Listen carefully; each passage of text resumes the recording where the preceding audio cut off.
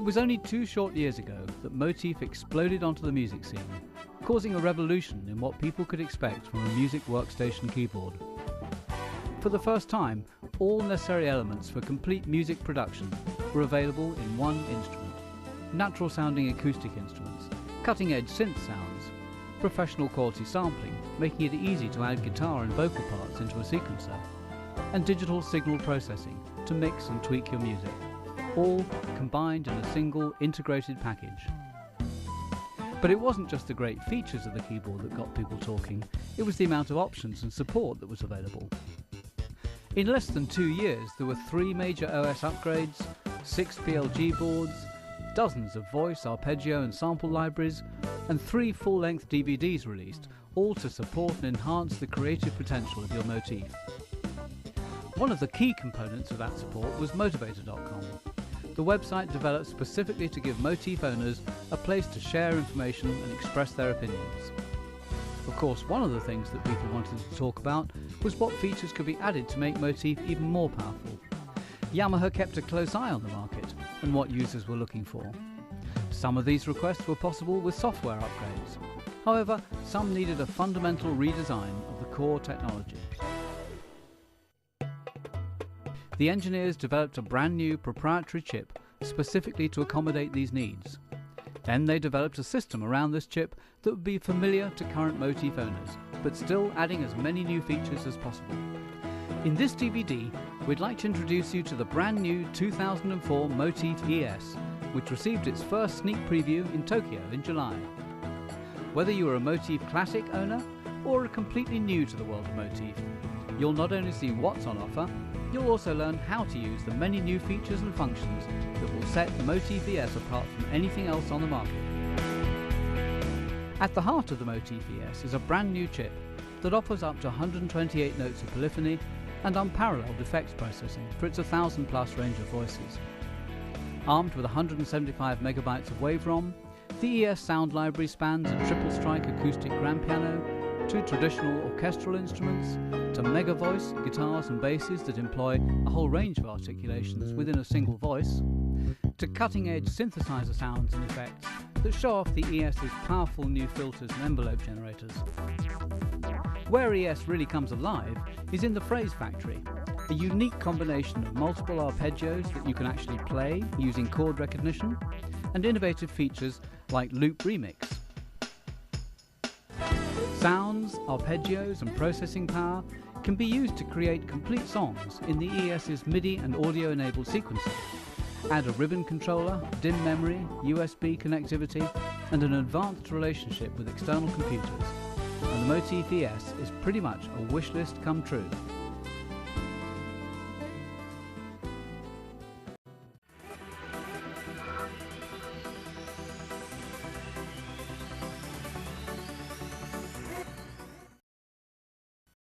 To start off, let's go on a quick tour of Motif's modes, and we'll learn some basic navigation techniques. On the left-hand side of the keyboard, there are mode switches. Voice mode is where you play single instruments from the keyboard.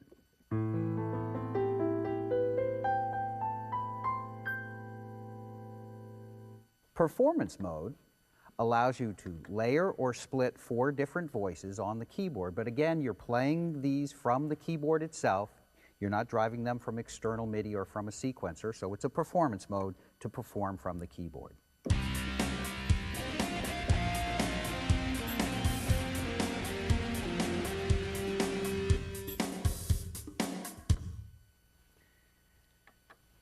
The sequencer allows you to record 16 tracks of either just MIDI or audio tracks controlled by MIDI. There are 2 different types of sequencers. There's a song sequencer that basically works exactly like a tape machine. It allows you to record 16 tracks in a linear fashion and punch in and out whenever you want.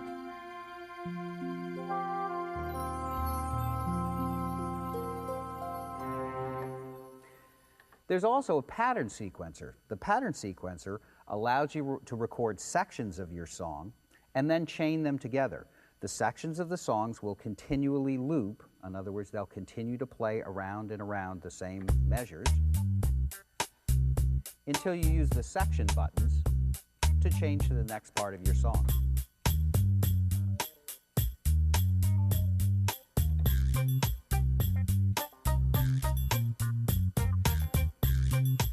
It's easy to go back and forth between the pattern sequencer and the song sequencer, and we'll show you how to do that later on in the DVD. Each of the songs and the patterns has its own mix. The mix is where you set up the 16 different voices. In fact, you can have more than 16 voices if you use PLG cards.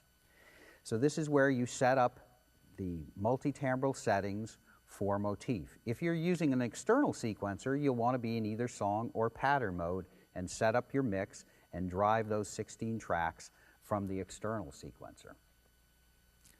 Master mode is a special mode that allows you to take voices, performances, songs, and patterns and combine them together into a list of 128 master programs. So the nice thing about master mode is that it doesn't matter whether it's a song or performance or a voice, you can use them all together. This is a pattern. And over here, I have just a regular voice. So I can combine all of those things together. And master mode is the mode that you want to use if you're doing any live performance. Master mode is also the area where you can add MIDI master control functions. The other mode buttons are a little bit different than voice, performance, pattern, song, mix, and master. What you see when you enter these modes depends on what main mode you were in when you entered it. So, for example, if I enter voice edit mode, I'm going to see a completely different set of pages than what I will get if I enter edit mode from song. So each of the main modes, voice, performance, song, pattern, mix, and master, have different edit modes and job modes and store modes.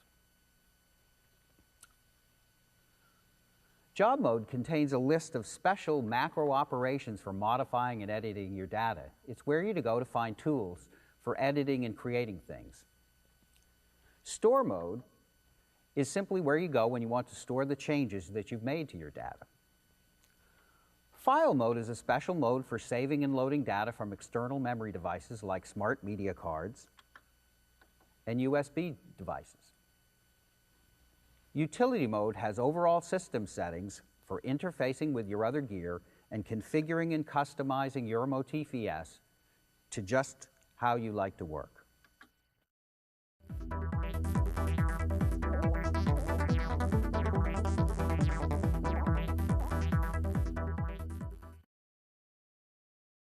Okay, let's go over some basic navigation techniques. Once you've selected a mode you want to work in, you can use the right-hand side of the keyboard for selection. For example, in voice mode, you can use the rotary encoder, the increment-decrement buttons, or the bank, group, and number buttons to select the voice you want. You press a bank button, and then you press a group button. When you press the group button, you can see a list of 16 different voices to choose from, so it's easy to scan through all of the voices inside of Motif. And then when you decide on which sound you'd like, you simply press the number button, and that sound gets selected. There's one other navigation technique that you'll need to learn on Motif ES, and that's the use of the sub-function buttons and the function buttons. So if you're in an edit mode, or anywhere you go here, this is where you actually select the different pages. By pressing the F1 through FS6 button, you select the chapters in a book, and then by selecting the SF2, SF1 through SF5 buttons, you select the specific pages. The nice thing about this user interface is that you're never more than 2 button presses away from wherever you want to go. Once you're on the page that you'd like to be, you use the cursor buttons to move around on the screen and highlight the parameter that you'd like to edit. Then you can use the increment-decrement button or the rotary encoder to change it. There are 2 other ways to enter data on Motif ES. In some cases,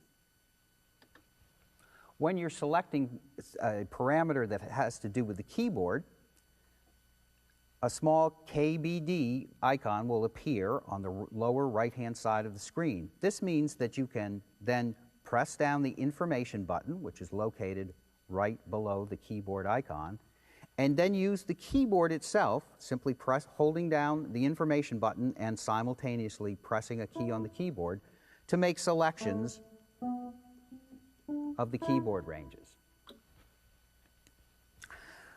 There's one other way to enter data into the Motif ES, and in this case, you'll see that NUM icon appears.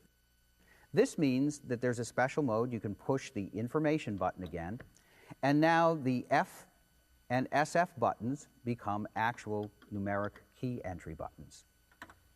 So now I've been able to select measure number 345 very simply by using numeric key entry.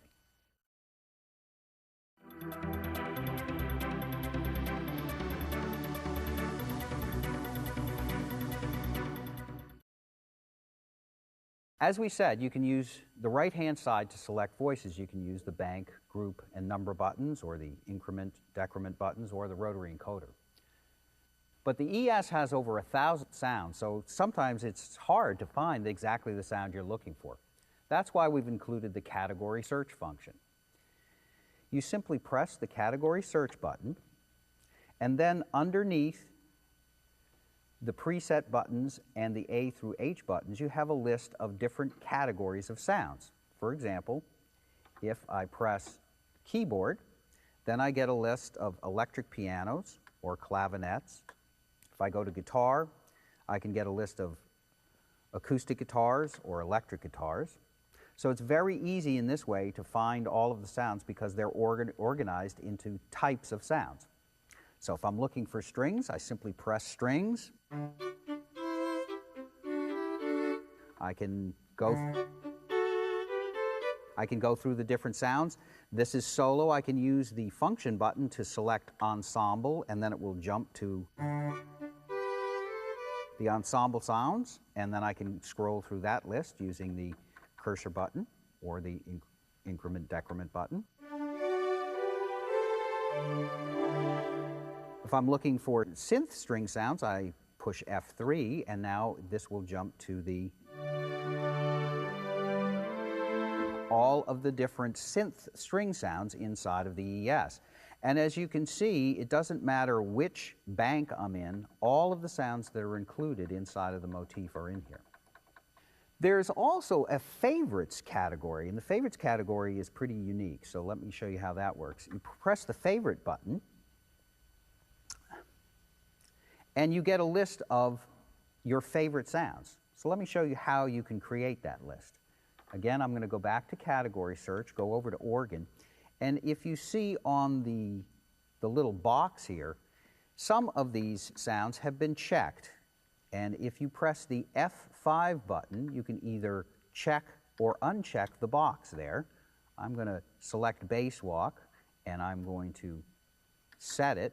And once that box is checked, if I go over to the favorites button in category search, pushing favorites, now I will see that that has appeared in my list of my favorite sounds. So there's bass walk. Let me go back to organ,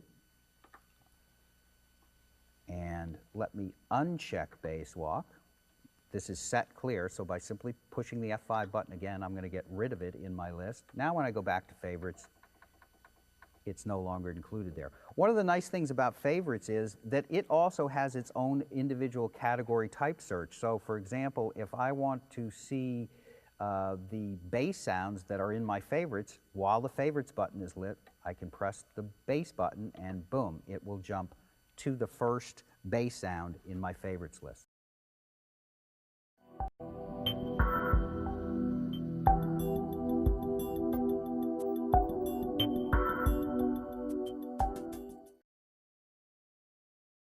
Let's take a look at the inner workings of a voice. I'm going to select preset voice number 001. This is our three-layer grand piano voice.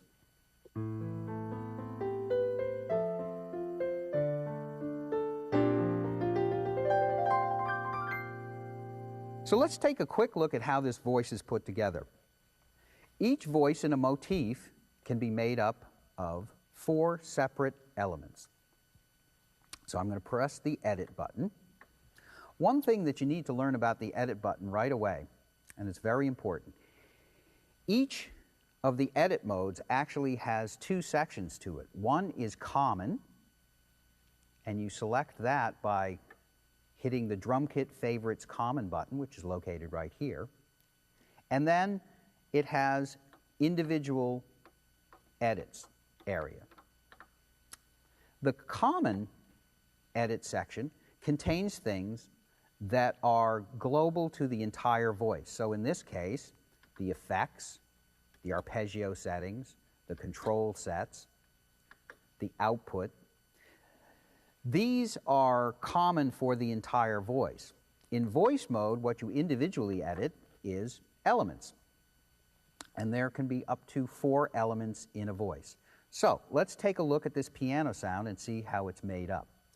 Again, I can select the individual element edit by hitting the 1 through 4 buttons. If I hit button number 2, now I'm looking at the second element, the third element, and the fourth element. And one of the things that we see right away is that there are 4 different elements here. On element number 1 is the grand stereo soft, medium, hard, and then there's a switch. So let's see where these are laid out over the keyboard. One of the nice things about the Motif user interface is that you can use the buttons to do real-time control of what you're editing on. So what I'm going to do is I'm going to use these buttons down here, and I'm going to mute everything but element number 1. Now, if I hit the keyboard hard, I hear no sound. If I hit the keyboard softly,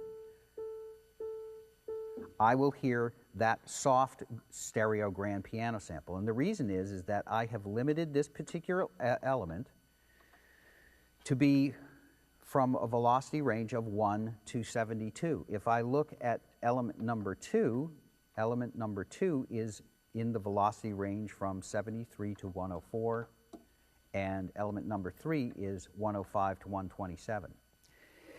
As you can see, I've also limited these elements over here to G5. And so if I turn on all of these elements, now I'm hearing all of the different velocity ranges, but I hear nothing above G5. Okay?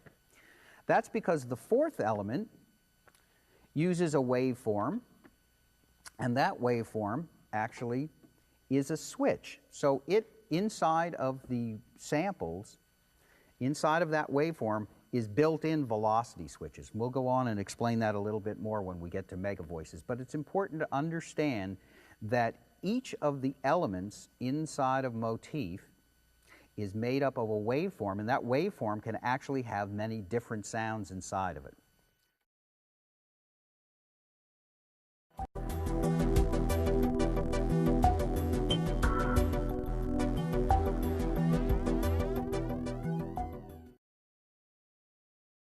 A mega voice has many different samples, including different velocity layers, as well as individual samples that produce many of the nuances of a real instrument. Combined with dedicated arpeggios to drive these samples, you can get more realistic tracks than ever before. So let's take a look at this unplugged voice, and if I play it very, very softly, you'll hear that I'm just getting actually a dead note. As I play it a little harder, I get mutes, then I get a soft and a hard sample, and when I play it really hard, I get a slide. So just inside of this one area of velocity switches, I have 5 different areas or nuances inside of the guitar sound.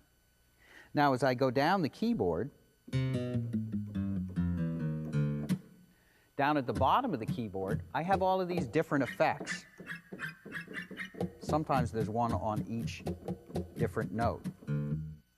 What I'm playing here is a waveform, and then the individual samples are then assigned to key banks. So this is a key bank on C#1, and that's D1, C1. So I can have individual samples assigned to individual key banks here, and those are all put together into a waveform. On the top of the keyboard here, I have hammer-on notes, and when I hit it hard, I actually get harmonics. So inside of this one sound, I have 8 different nuances of the guitar. Now, when I combine that with some arpeggios, I get incredibly realistic sounding tracks.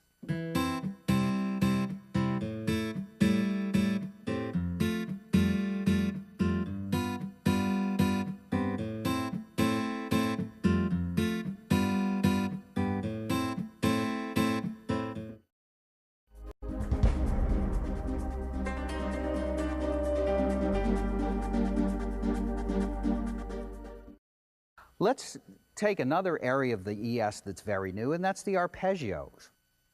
I'm going to go over into edit mode, and I'm going to select common. Arpeggio is something that's common to the entire voice. It's not an element parameter. It's common to the entire voice. I'm going to select arpeggio, and we're going to take a look at what we've got here. We have over 1,700 different arpeggios inside of the Motif ES. And to make them easier to find, they've been put into categories.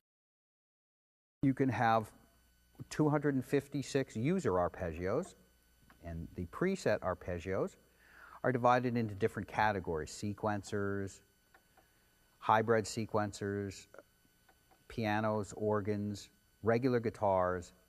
This KM stands for keyboard mega voice, so these are the ones specifically designed to work with the mega voice, bass keyboard mega voice, strings, brass. So what you do is you simply select the type of arpeggio, the category of arpeggio that you would like to use, and then you can cursor down and use the rotary encoder or the increment decrement buttons to select different arpeggios.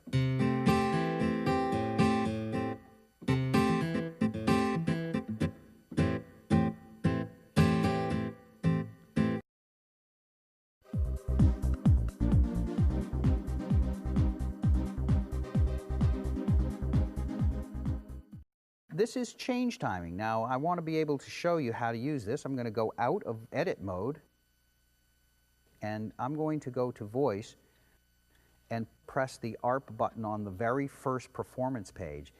This area of the keyboard, when I'm in voice mode, allows me to do performance editing. In other words, it's set up so that I can make changes to the sound in real time, that I can modify things as I'm working with it, and just get the sound that I like without ever going into edit mode. So one of the things I'm going to do here is I'm going to go to the ARP area of performance edit.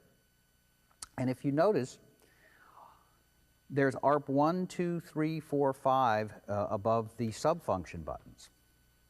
And what I have here is I have the capability of changing between 5 different arpeggios right in real time, right from the voice mode. So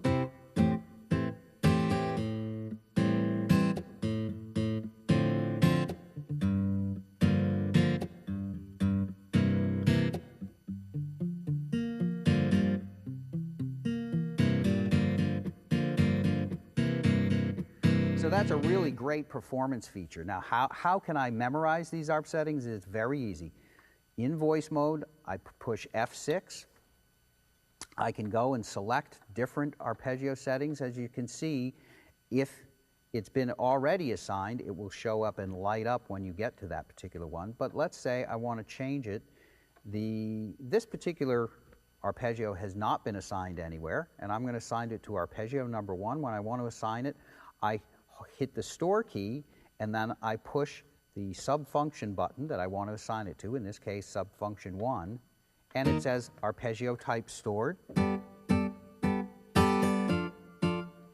now that's stored in there. I can change over here and hear the different ones. So let's say I wanted to store 5 different arpeggio settings very quickly. Very easy to do.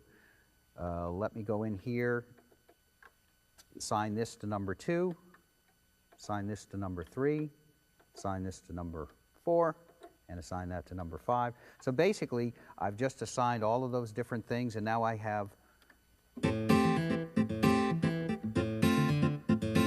5 new arpeggios stored to that voice. Let's go back into edit mode for a second and go to arpeggio. If you noticed, when I was up there and changing the arpeggios, they didn't immediately change. That's dependent on the change timing parameter.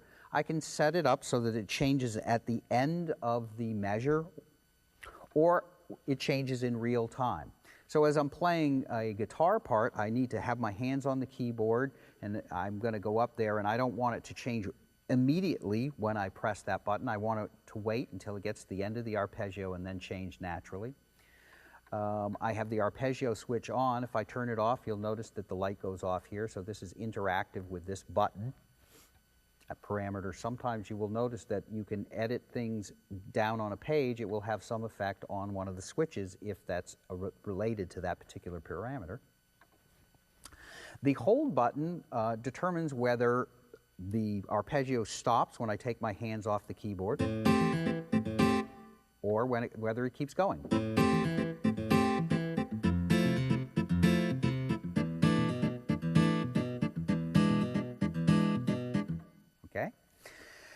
The key mode and the velocity mode, this determines how the ES reacts to what you play on the keyboard. Whether it's a through, direct. In direct mode, direct mode is used when you use control arpeggios. There's actually a new mode here which allows you in key mode to get the sound that you play on the keyboard and the arpeggio behind it.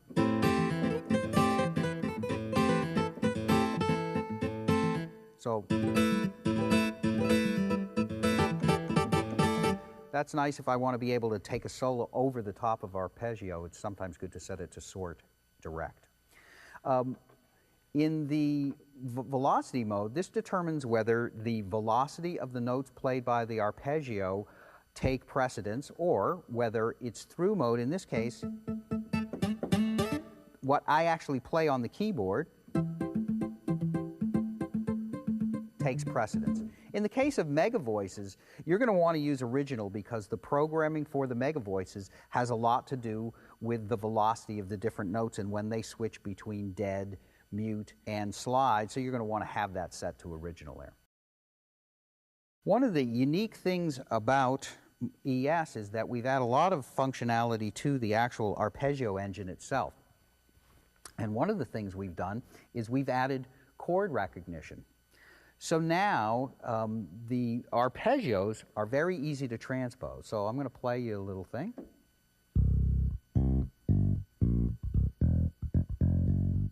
And now by simply pressing another key, I can get that entire bass phrase to transpose. So this is the actual algorithm for the arpeggiation has actually been modified a good deal. Let's take a look at arpeggio settings for this, and if you can see, this is my play effects. Okay, play effects allow me to modify the arpeggio data with a MIDI processor. In this case, I haven't done any modification.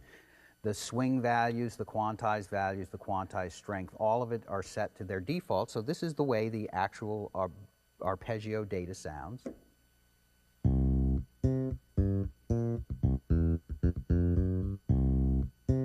Okay.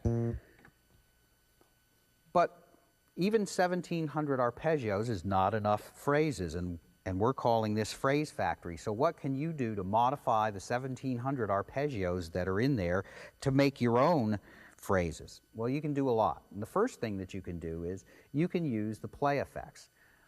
The next program here is called Bassman 12.8. I'm going to go back and take a look at what we've done to this. We've done a couple of things. We've set the swing value to 66. So let's see how it sounds with our swing feel.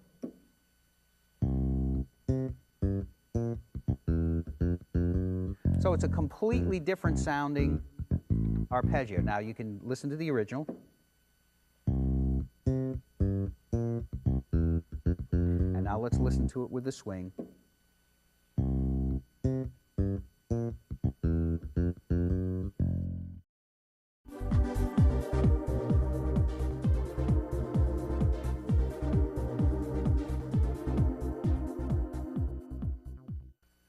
Let's take a closer look at putting together an arpeggio. We're going to put together our own mega voice arpeggio, which you can do.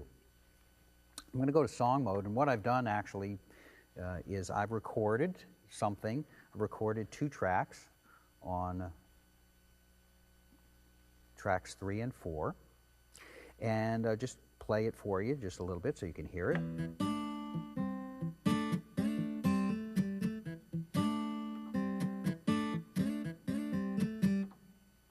And so if you just listen to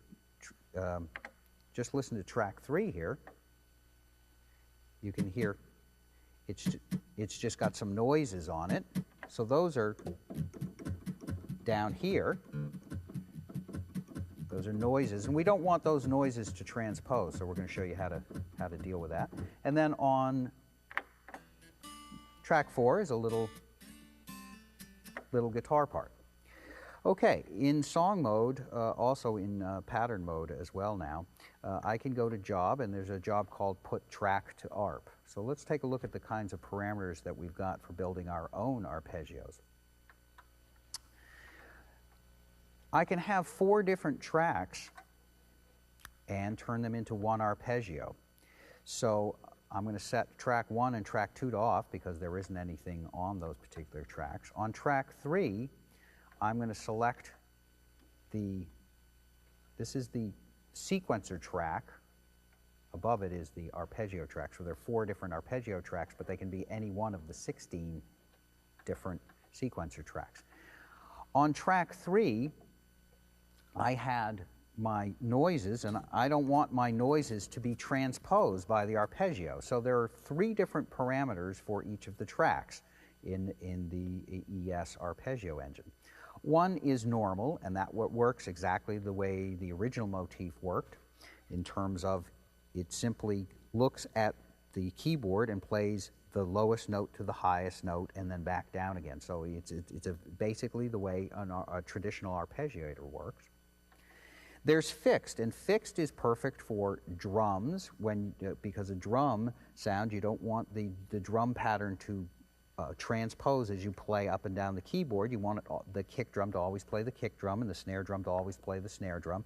And in the case of the things with mega voices and noises and things like that, you want that note in the arpeggio to always play that note no matter what you play on the keyboard. So I set track 3 to fixed, so when you're creating your own mega voice arpeggios, you're going to want to put those effects onto a separate track and set that track to fixed. And if you're creating drum tracks, you're going to want to set the parameter here to fixed. So in this case, I selected track 3 here. That had these notes recorded into it, so I'm going to want to set those to fixed. Over here, I'm going to select track 4. I could set this to normal. I could set it to fixed, but I'm going to set it to original notes. And where I originally played this was I played. So basically, this riff is in A. It's centered around A. And so what I did here is I set the root key of the original notes to A2.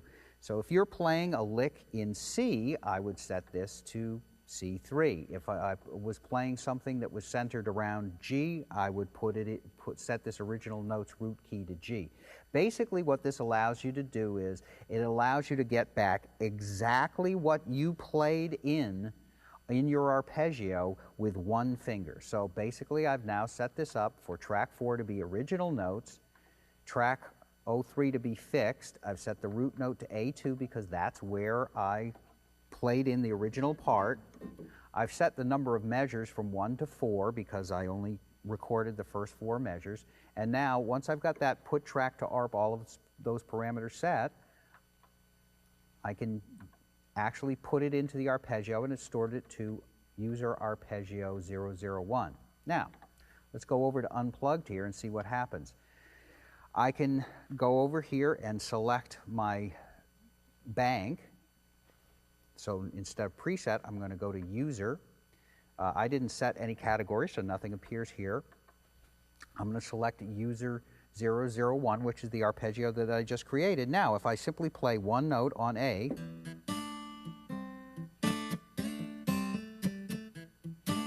I get that arpeggio back exactly as I recorded it. If I want to transpose it, all of the notes up here get transposed, but the fixed notes stay exactly as they were. So it's easy to create your own mega voice arpeggios, and it's also very easy to get back exactly what you recorded into your arpeggio by using the original notes parameter and then simply playing one note on the keyboard.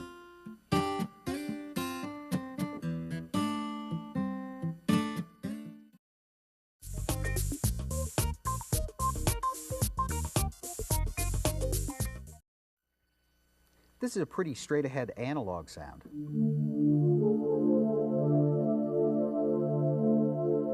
Now we're going to use our performance edit controls. First thing that I'm going to do is I'm going to use some of the controls up here on the left-hand side of the keyboard. On the left-hand side of the keyboard, I have 4 knobs, and I can control a lot of different parameters by using these 4 buttons to select different parameters. So, the first thing that I'm going to do is I'm going to hit the tone button, and now I can control the cutoff, the resonance, the attack time. I can have a slow attack. In this case, I'm going to have a faster attack and a slightly shorter release.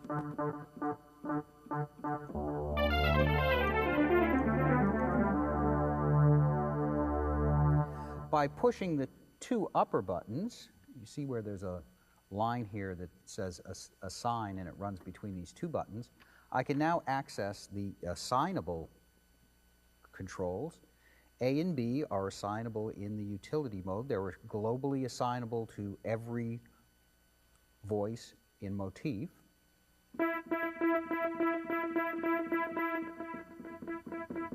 In this case, I've got them set to the decay and sustain, so between the tone, attack, and release, and the assignable decay and sustain, I can control all of the parameters of the envelope.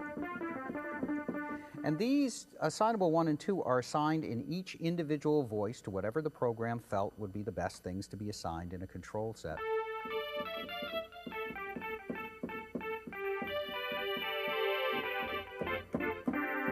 Okay, so I've got my basic sound set up there.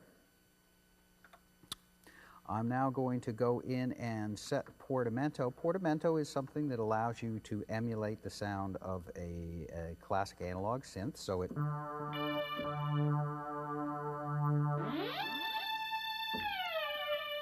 will glide between the 2 notes. And I can set it so that it only glides, if I hit it to fingered, when I play legato. I don't get any portamento, but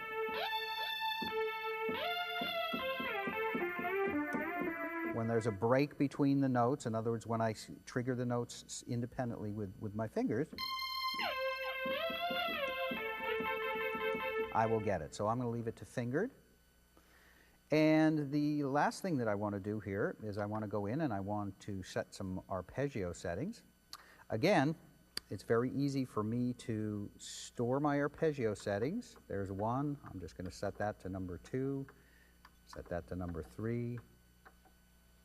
And now I can store the voice if I want.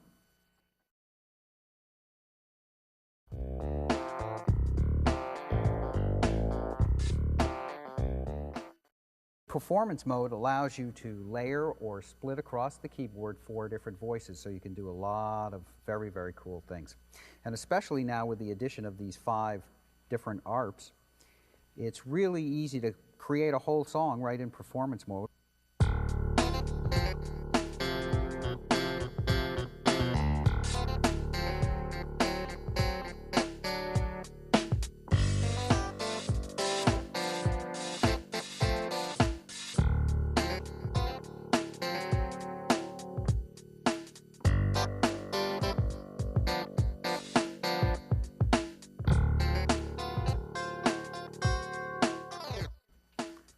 Okay. Let's take a look at how we can build our own performances. There are 128 performances inside of ES, and you can individually load performances from external storage devices, but sometimes you're going to want to create your own, so let's do that. First thing we're going to do is we're going to go to the job mode, and one of the jobs, there's a voice initialize and there's a performance initialize. You can mix initialize. You can start off with a completely blank set of default settings. You can actually select what you would like to initialize. In this case, I've selected all, so everything will be initialized, but I could turn that off and then leave the common parameters alone, but initialize all of the different parts. So you can select what you want to do. In this case, I'm going to completely initialize everything in the performance. And then when I go back to performance mode, I have a completely blank setup. It calls up just one voice. First thing that I want to do is I want to put a Fender Rhodes sound into part 1. And to do that, one of the nice things about Motif is anywhere I can select a voice, I can use my category search function. So I'm going to hit category search. I'm going to turn favorites off and go to keyboard, and then scroll down here. Select a Rhodes sound. When I first select it, it's layered across the entire keyboard. I'm going to go down to part 2 and hit add internal. That's on SF1. And now it will add another part. And in this case, I want to go to category search and select a bass sound. Let me pick fingered bass. Now, if you look up here, you'll see the note ranges, and the bass and the electric piano are layered over the entire keyboard, and that's not exactly what I want. So I'm going to use my SF4 subfunction and SF5 subfunction. This is limit low and limit high to set the split points on the keyboard. That's something that you're going to want to do a lot. So in the case of the bass, I'd like to set the limit high, and to do that I press SF5 and simply hit the note on the keyboard that I want to be the top note of the bass, and you can see that in the display. And then I cursor up once to the Rhodes sound, and now I'm going to use limit low, SF4, and I'm going to set the lowest point of the Rhodes. So now I have a nice split there. One thing I'm going to want to take a look at is now when I'm using the sustain pedal, I'm getting both the bass and the electric piano sound to sustain. That's not what I want. So I'm going to go into the edit mode. I press edit. And I have a whole lot of different parameters here that I can edit for each part. So for example, if I wanted to edit the transposition of the bass,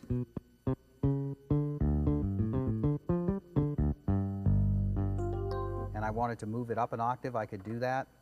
I can also change the filter settings for each of the different parts individually, so I have actually offset editing in here. In this particular case, I want to determine which of the controllers go to my electric piano and to my bass. So I'm going to go over here, and for the sustain pedal, I'm going to shut that to off. Now, when I hit the sustain pedal, the Rhodes get sustained, but the bass does not. Okay, I've got that all set up. I go back over to performance here. One of the nice things now on the ES is that I have direct access to editing the effects. And you're going to want to take a look at this. This is the connection page. When I press the effects setting on the main play page, I go right to this connection page. And one thing that you'll notice is there's an insertion switch.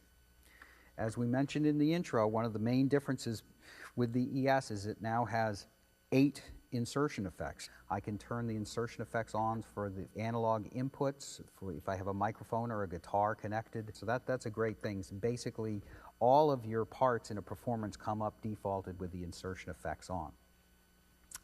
Now let's go back over to our voice display on F2, and I'm going to add one more sound. So again, I add internal. Again, I use category search. In this case, I'm going to select the drums, and now I'm going to select the dry standard kit. So again, this is layered over the keyboard. In this case, what I'd like to do is I'm going to use an arpeggio on my drums. So I press the ARP page, which is F6, and here I can select the drum, I can select the arpeggio that I would like to use. I'm going to go to the category of drums, and there are an awful lot of different drum sounds. This is my part switch, so I can select which part is played by the arpeggio. I want to set the Rhodes to off, and I want to set the drum to on. I can set my tempo over here. And the final thing that I want to do here is I'm actually going to go ahead and set up, I'm going to store that to ARP1. I'm going to go ahead and select a new arpeggio and store it to ARP2, another one to ARP3, another one to ARP4, another one to ARP5. And so now I have 5 different arpeggios set up. I'm going to store my performance by going to number 128 and hitting the enter button. If I wanted to, I could also, of course, go to edit and go to general and name this performance. Now when I go over and I start playing on the keyboard, the arpeggio is going to start, and I've got my drums going, and I've got my bass on the left hand and my keyboard on the right, and I'm ready to go.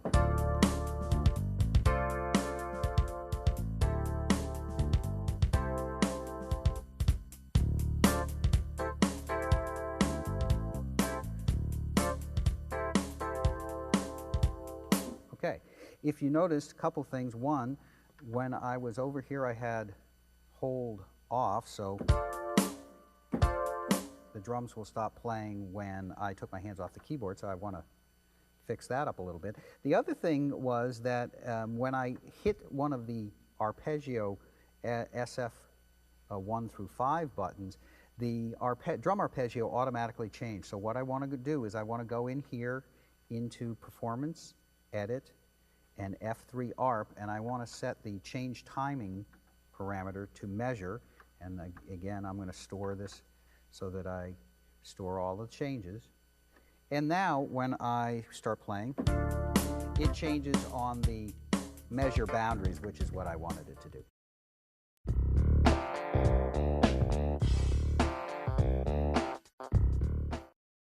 After you've played with some of the cool performances in ES, you're definitely going to want to take them and turn them into song ideas of your own. So let me show you how to do that, and also how to take it one step further and get even more control. First thing I'm going to do is go to pattern mode. Basically, I've selected a blank pattern here. And what I want to do is, I want to copy all of the parameters from this performance into my pattern. So when I do that, the sounds that are used in a pattern are stored in the mix. So I go to mixing and I go to job. So pattern mode, mix mode, job mode. So I'm in mix job mode. And then I have a number of different things that I can call up, but what I want to call up is F5 performance copy. Now here I can select exactly what I'd like to copy from my performance. I can select any one of the 128 performances that are inside of Motif. In this case, I'm going to take R&B 2003. I've checked all of the boxes. I want the reverb settings, the chorus settings, the ARP settings, the master EQ settings, the insert switch settings. Absolutely everything that's inside of that performance I want to be copied to my mix. Then all I have to do is hit enter. It asks me if I'm sure. And after I've done that, let's just take a look in performance mode.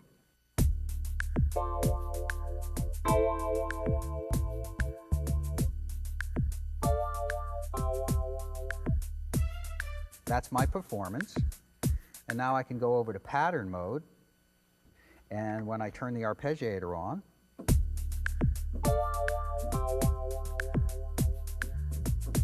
you'll notice one thing. In performance mode, the tempo for the arpeggio was a little bit slower, so I'm going to slow this down a little bit.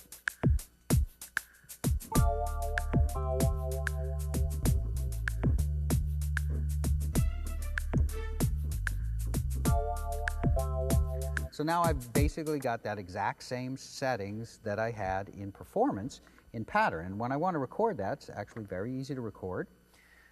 I hit the record button. Here's my sequencer transport buttons. We'll cover these in more detail later, but basically these work just like a tape machine. So I have a rewind button, a fast forward button, a play button, and a record button. This is a stop button, and this takes me all the way back to the beginning of the song, to the head of the song.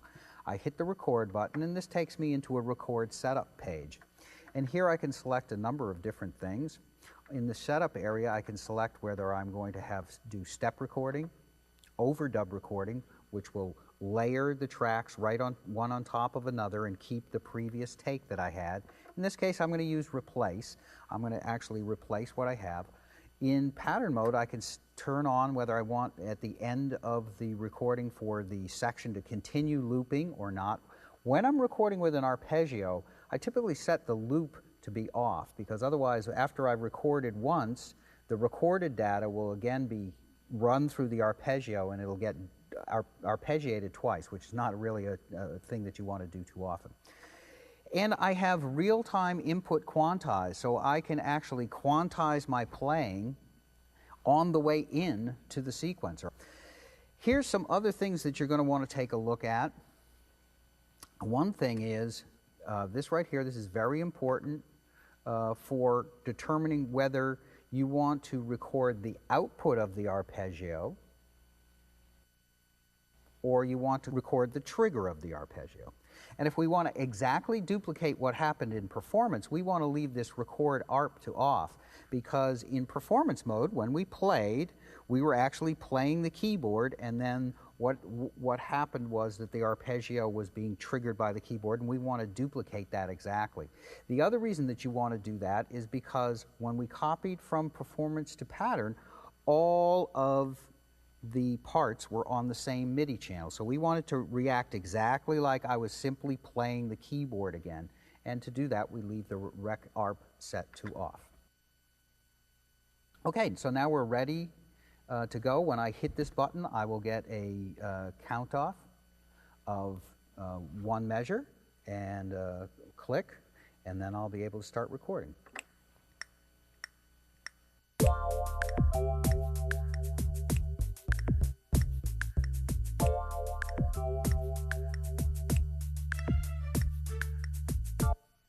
Okay, so now I've got that in there. When I play it back, the notes that I played on the keyboard will be played exactly, and the drum track will be triggered by the arpeggiator. However, you don't have a lot of control when you put all of your parts onto one MIDI channel. So, what do I want to do? Basically, what I'm going to do here is I'm going to call up my pattern one more time. So I have the original settings that I had, and I'm going to go into mix mode and edit, and I'm going to use the track select to look at the settings for parts 1 through 4 over here. Remember, in every edit mode, there is both a common set of parameters and an individual set of parameters. So in this case, I am going to be editing my parts of a mix, so I want to use the track selects to select one of these tracks, in this case track number 1. One of the things that I will want to take a look at a lot in my parts is the mode settings, and the mode settings are on SF2 over here, F1, SF2. And if I look and take a look at these detailed settings, I copied them from the performance, so the drum part had its ARP switch on and a receive channel of 1. The bass was also on channel 1, and you notice when I go over here to part 2, part 3, I'm not hearing anything. That's because they're all on channel 1. So what I want to do here is I want to set this to channel 2. I want to set this to channel 3.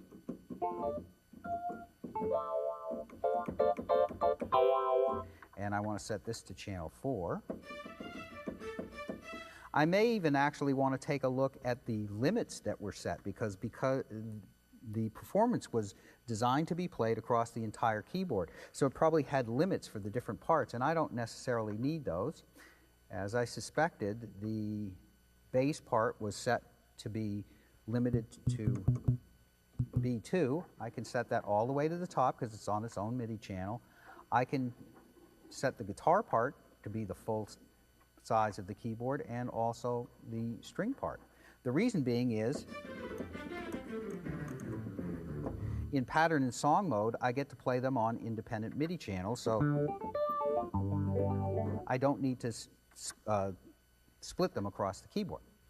So now, how do I want to record this so that I have even further control? Well, now when I go in, I can record one track at a time, and in this case, I'm going to go in and I'm going to record my drum part, but this time, instead of using the trigger from the keyboard, I'm going to go and set rec on, and this time, instead of recording just the note that I play on the keyboard, it will record the actual output of the drum arpeggio. So let's go ahead and do that.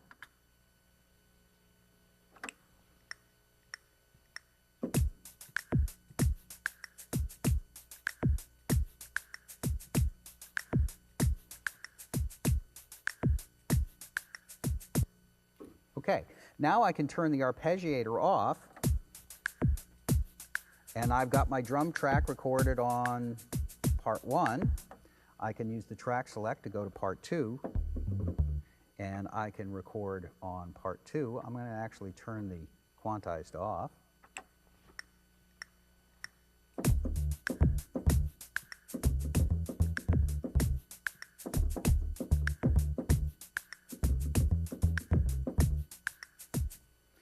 I can go to track 3, and now I've got my guitar part, and again I'm ready to record.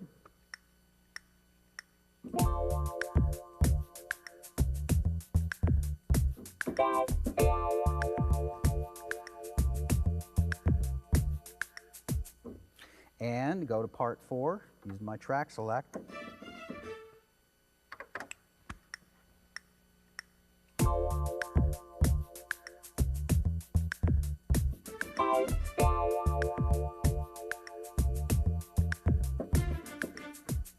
And as you can see, I have a lot more control.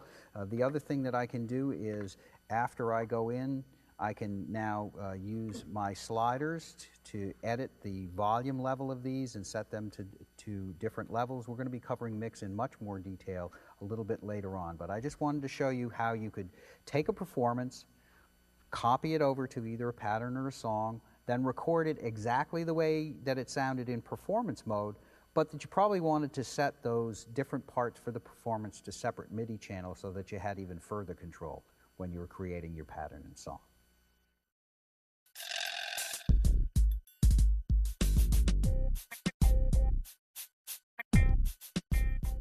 So the first thing that we want to talk about in pattern mode is sections. And sections are really just what the name says. They are sections of a song. So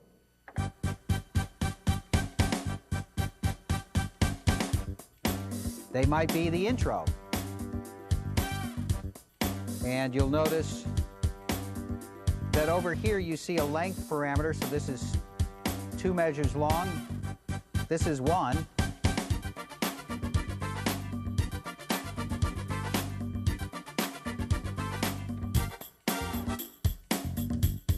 And I can go through here and play the different sections of my song by hitting the section buttons.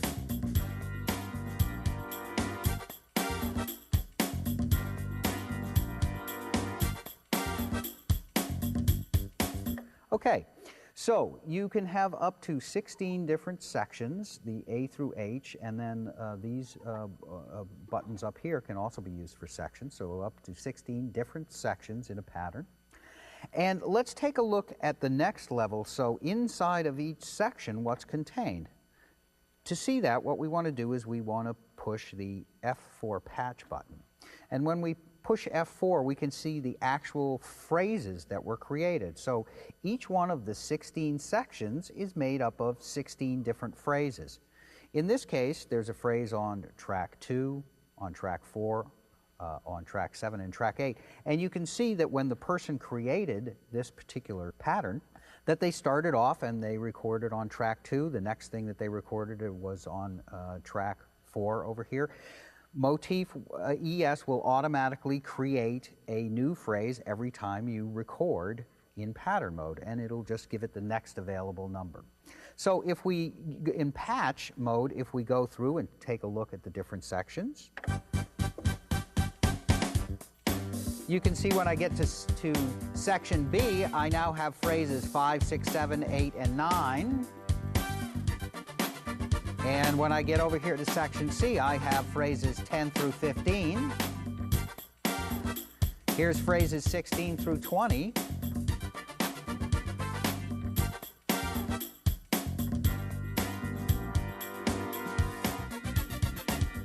Okay, so each one of the different sections can be made up of 16 different phrases. And each pattern, of course, has its own set of phrases and its own set of sections, so they're completely independent of each other. So that gives you a good idea of how you can put together your own patterns, because what you would do is you would start off on section A. You would start recording on up to 16 different phrases. When you wanted to go to the next section of your song, you can go to B.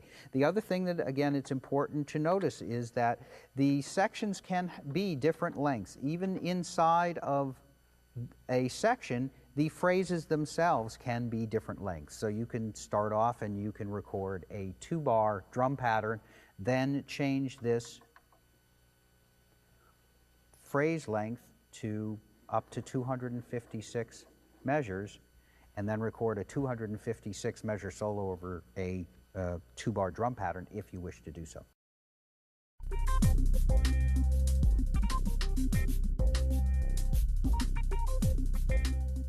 One thing we wanted to mention was the internal drum phrases. In addition to the 1,700 arpeggios, there are over 700 drum arpeggios, and each one of those drum arpeggios is also duplicated as a preset phrase. And why would you want to have a preset phrase? You simply don't have to record the arp. You don't want to necessarily, every time you want to record a drum phrase, have to sit and wait for it to play through and be recorded into arpeggio. Those are all included inside. You have 4 different banks of drums and a total of well over 700 different drum phrases. So how do the drum phrases work? You can simply call up a blank section, select drum number 1, select whatever drum phrase you'd like, and your drums are right there. So let's go ahead and quickly put together a number of drum sections. So we're just going to call up, there's one Cool Funk, number 36. I'm going to hit the section button. When I hit the section button, I have not assigned anything in patch. So again, I'm going to go ahead and go to drum number 1 and go to number 37. So now I've got 2 sections with 2 different Cool Funk phrases assigned. I'm going to go ahead and assign another one.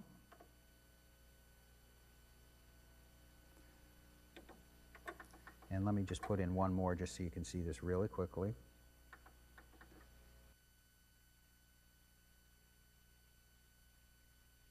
I have 4 different phrases assigned to 4 sections. And I can just switch between them whenever I want.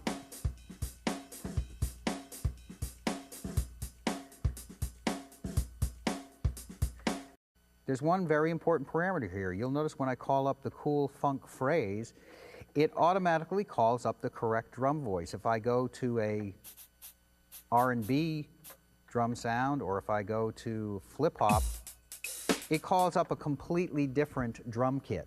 There's a very special parameter inside of Motif, and it's located in the track area. So if I press F3, I will see a number of parameters here. This is where I can set the output channel and the output port. Typically, you don't really have to change those settings. You want to have your output channel on 1 through 16 to go along with parts 1 through 16. It's the easiest way to work to keep those on a 1-to-1 relationship. I have an output switch. This is something that's new on Motif ES. The output switch allows me to assign whether the sequencer is just sent to the internal tone generator.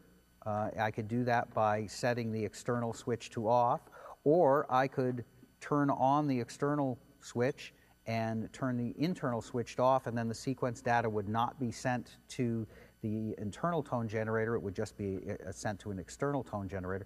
It's nice to have the external switch, because then if I want to stop the sequence data from going out to an external part, I don't have to go to that external device's part parameters and shut it off. I can just do it right from the sequencer here. And then the final thing, which is on SF3, is track voice.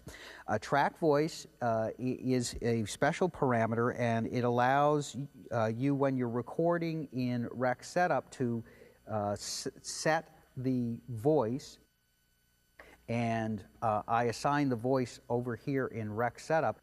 That will record it into a special header that's inside of the pattern data, and so whenever I call up that phrase, that voice will be called up. That's important for a number of reasons. First of all, it's important for the preset phrases, for the preset drum phrases.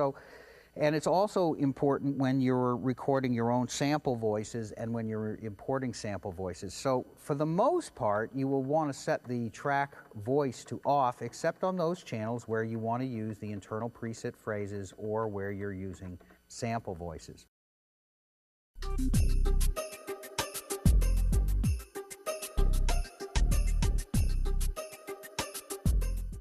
Okay, we're going to take a look at some of the patterns that are included on the CD-ROM that comes with the ES.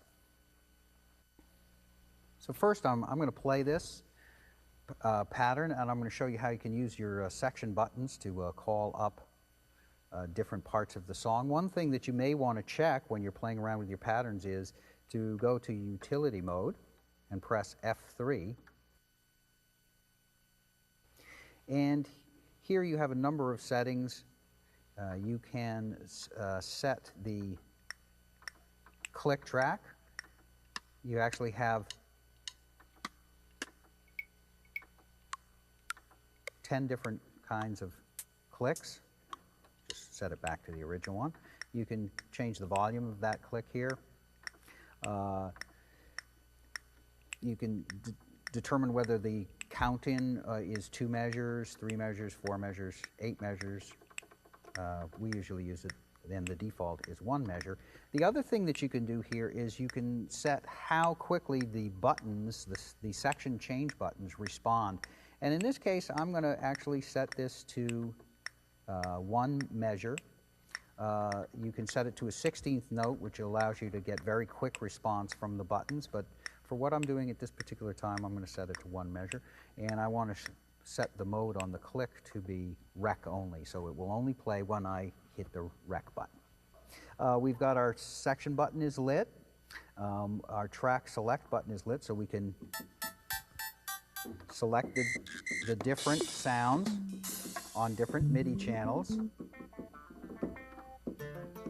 by using the track select buttons, and we can select the different sections of our song by using the section button over there. So let's just start this going a little bit.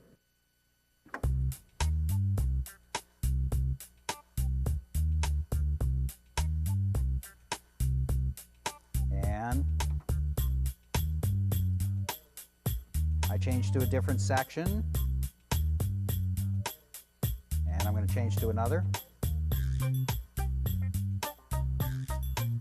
And I can also play with the arpeggios. I have 5 different arpeggios, and I can hit the keyboard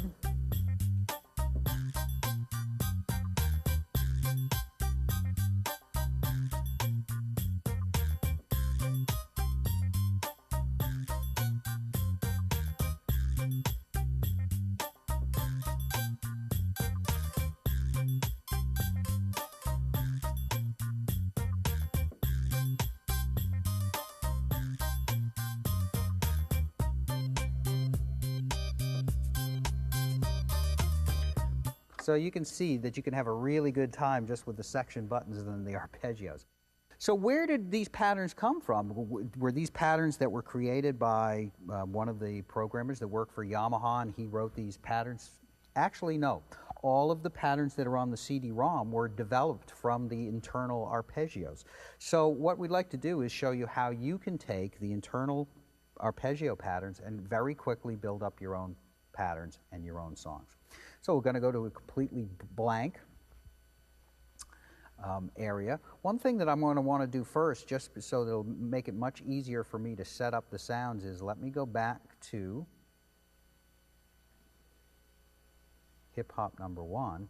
And what I'm going to do is use the template function. The templates are mixes that are not directly attached to any pattern or song, and so they're useful for transferring mix data between different patterns and from song mode to pattern mode, and they're also good as for creating starting points for your own song. So what I'm going to do here is I'm going to go to Mixing and Job, and on F6 I have the template button. I'm going to take the current mix settings for this pattern and put them to template number 1, just store them to that template. And so now they're stored in this template. Let's now go up and select our blank pattern, and we're going to go to Mixing and we're going to go to Template, and this time instead of putting, we're going to get that template. And now when we go back over here, we have transferred those mix settings from one pattern to another. The templates are very useful for that. Okay, now we've got a basic mix set up, and what we want to do is we want to go in and record some parts. So I selected track number 2. This is drums. And when I go over and hit the record button, what I'm going to do here is I'm going to make sure that my record ARP is on. I'm going to select an arpeggio to record. And in this case, because it's drums, I'm going to select the drum category, and I'm going to find those hip-hop 1 patterns. So I can actually go in here if I'd like. I can turn the part switch on.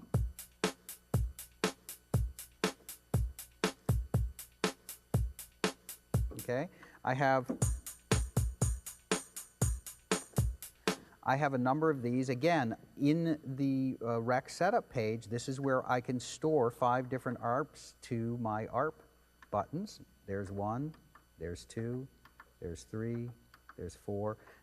So, and let me go ahead and store 5. So now I have 5 different arpeggios stored there that I can call up anytime I want. And I'm going to do one other thing. I'm going to go back over here. One of the things that I noticed right away, of course, is that the tempo was a little bit faster. I'm going to set this to about 96. That seems to be a nice default tempo for hip-hop. I've got my different hip-hop drum parts stored here.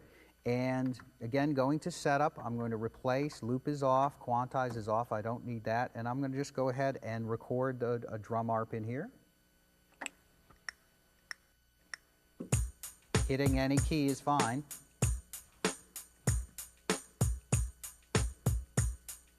And it will stop at the end of 4 bars. Okay, so I've got that in there. The next thing I want to do is go and I want to record a bass part. So in this case, I go to ARP again, rec setup, F3 ARP. I'm going to select bass, and I'm going to find some nice hip-hop bass patterns.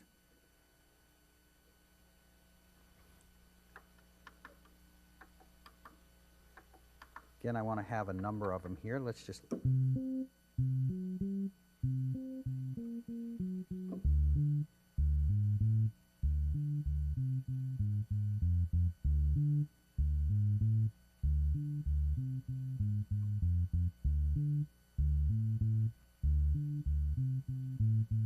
Okay, so I've got those selected. Now I can get ready to go ahead and record those. One thing I want to do first is I want to give myself a little bit more room to play the bass part. So let me select in the loop length parameter, I'm going to select 16. So each of the different tracks can have its own loop length. So in this case, I'm going to have a 16-bar bass pattern that's going to be going over my 4-bar drum pattern. That's no problem. So here we go.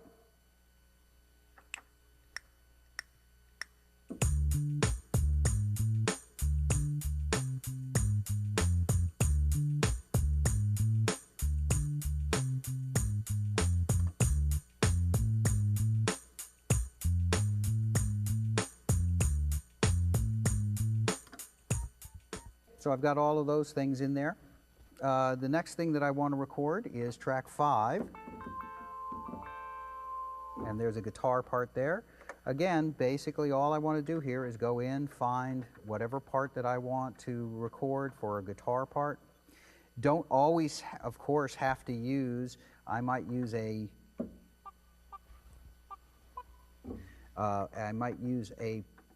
arpeggio from a completely different style if it works. You have to find the things that work for you.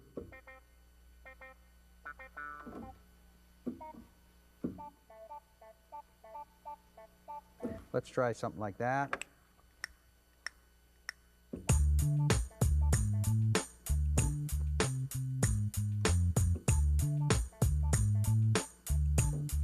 Okay, so I've got something like that going on. And then, of course, I could go to another track and record. I could record parts in real time without using the arpeggiator. So, as you can see, it's actually very, very easy to go ahead and put a bunch of tracks together just using the 1700 arpeggios that are inside of the ES. And that's without using any of the play effects parameters to modify them, and one other very, very cool feature that we're going to show you next, which is real-time loop remix.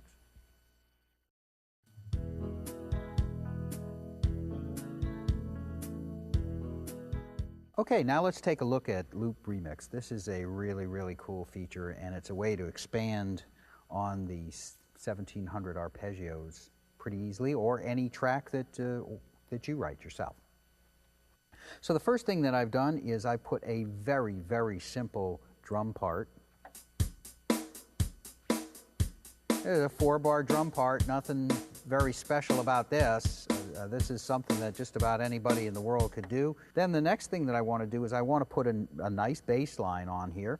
And so I have selected the Funk 2 and also selected a mega voice for this. So we're going to record a mega voice arpeggio here. I'm going to turn the part switch on, and I'm ready to go.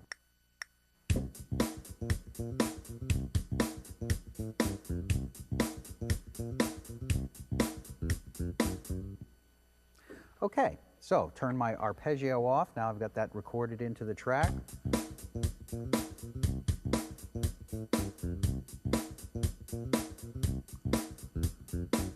I'm going to select track 1, which has the drums, and I'm going to do a little remix on that drum. So in loop remix, I can select loop remix, and I can have a number of different variations. There are actually over 1,200 different variations in loop remix. So let's just try a couple. I select the type and variation that I want. I press enter.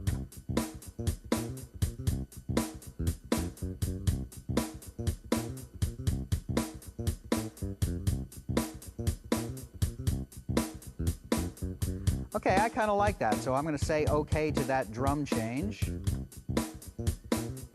I'm going to go out and I'm going to select the bass track. Now I'm going to remix that a little bit.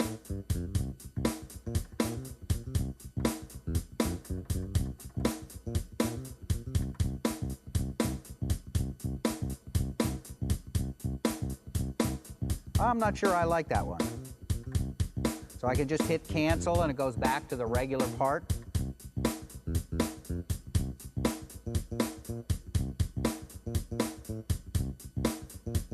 Well, that sounds pretty cool.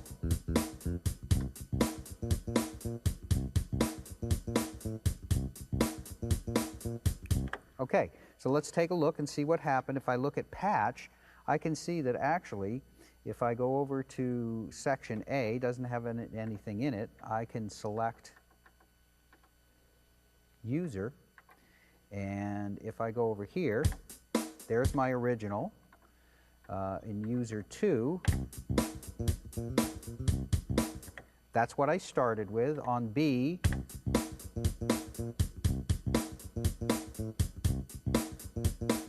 I have my remixed versions. I'm going to go back to A here and do some more remixing because I'm kind of liking the way this is going. So let's try it again.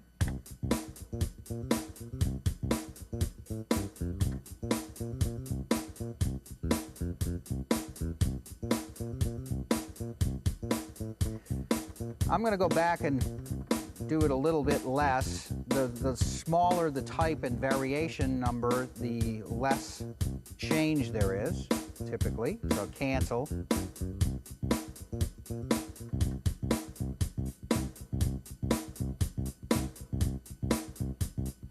I'm going to take that bass part and go back out and go over to the drum part. Let's do something a little wacky here. Now that's no good. But you can see here you've got all sorts of different possibilities.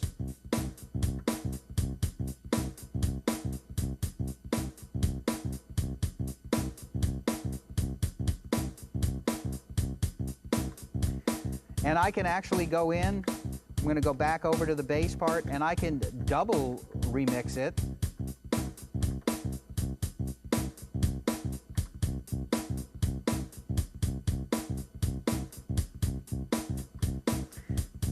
As you can see, you can turn loop remix on and you can spend several weeks just playing around with that feature.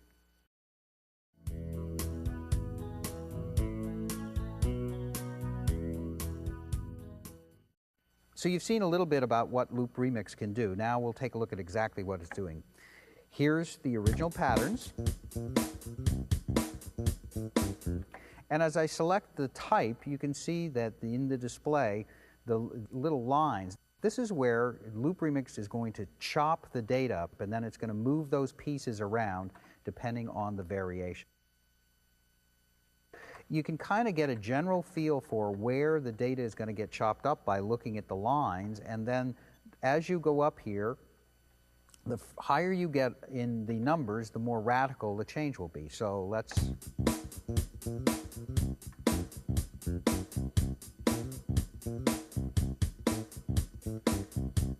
Wow, that's a pretty cool one too. And you can just hit cancel again. There are a number of different types of variations. In fact, for when you're using samples, you can chop the data up and sections of the sample will be reversed. We may show you that later when we're working with samples. There are breaks, and the breaks will do what a classic break will do. It will chop it up and give you a stutter-stepped kind of break. There are pitch changes. Again, these work great with the samples in that it will change the pitch of the different sections of the sample. And you actually have rolls, so let's just try one of those.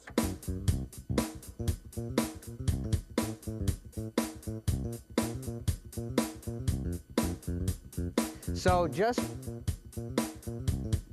that's so cool, I gotta save it. So just because it says roll, don't assume that you're not going to be able to use that with pitch data. The loop remix, it's great for creating all sorts of variations, not only of drum sounds. It does work with slice samples, which is also great, and also you can use it with your pitch data. So it's just a great resource. If you ever get stuck for creativity, just go to Loop Remix, and your problems are probably solved.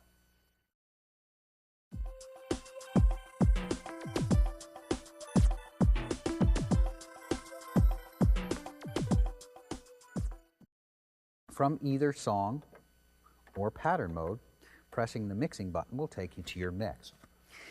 And the mix has a number of parameters. The first and most important of which is this is where you select the sounds for each one of your 16 tracks.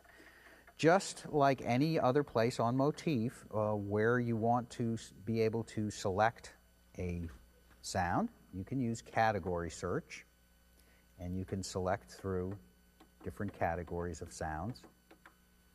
So if you're looking for a bass, you can look through, and you can hear different bass parts.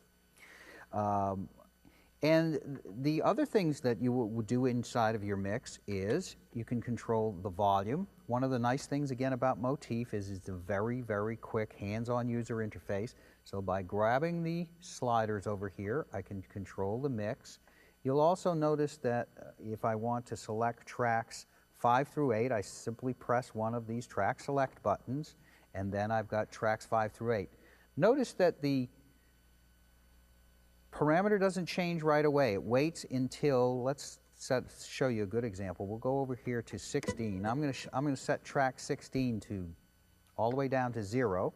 I'm going to go over and I'm going to change track 8 all the way to the top. Now, when I select 16 again and I move this slider, nothing happens. Why?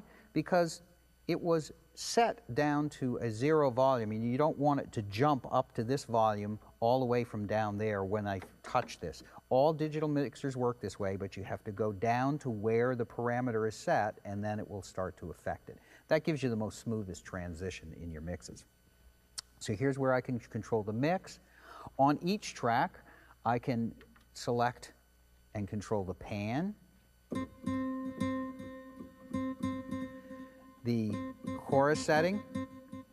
In this case, the chorus is set to a tempo delay. Reverb. So if I want to change the reverb on track 2, very easy to do, very quick to get around if I want to change the panning on track 1, track 7, track 11. Again, very, very quick to get around by using the knobs and the track select buttons. I can also set the cutoff and resonance for each track, and I can record these changes using overdub in either song or pattern. I can record the changes to the cutoff, resonance, the panning, the reverb, any MIDI controlled parameter right in there. So that's an important part of mix. Another important part of the mix is effects. So when I go to mix, if I press F3, I got my effects. Again, insert switch.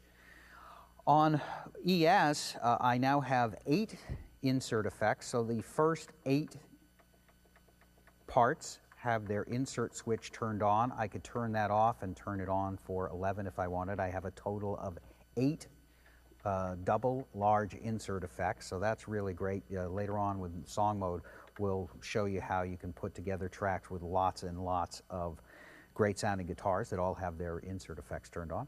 I have effect sends for the 2 system effects, the reverb and the chorus, so that these are system effects, so they work on a busing system, so I can set the amount of reverb and chorus that gets sent. And again, one of the nice ways to control that is to do that using the knobs, which I can do right up here.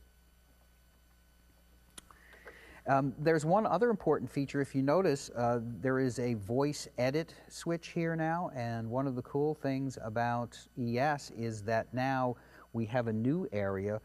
You can, in pattern and song, directly edit voices. So now I am in an edit mode where I can directly edit the voice. So if I go over here to any one of these sounds, I'm able to go in and change and modify them the way that I would like. And I can hit voice edit here. And then that takes me actually into the edit mode. I can do this while the sequencer is running if I wish. And then when I store this, it will store this as what is called a mix voice. A mix voice gets saved with the pattern or the song. So it's a completely separate user area so that you don't have to modify any of the preset sounds or any of your user sounds. you get to create sounds and voices that are made specifically for that particular pattern and saved with that pattern, and for that particular song and saved with that song. So that's a really great feature that we were sure you're going to be taking advantage of. So that's basically what is in a mix. There are some other parameters. If I hit the edit button over here in mix, this is where my arpeggio settings were. And this is where I can set the detail settings for my arpeggio. I also now have a master effect. Besides the overall 5-band EQ, which you see the settings for here, and I can save the settings for each pattern, and each song can have its own individual settings for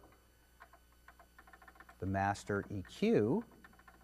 I also have a master effect, and in this case I'm using a multi-compressor, but I have a lot of different master effects that I can use: V-distortion, control delay, lo-fi, isolator, slice. Some of these are DJ style effects, and some of these, in particular the multi-band compressor, is great to add as kind of finalizing touch on your mixes. A multi-band compressor gives you the most amount of dynamic range and punch in your mix, and so that's a great thing to add at the very end. That's on top of your 8 insert effects, your 2 system effects, and your overall master EQ. So a lot of DSP processing power on the ES.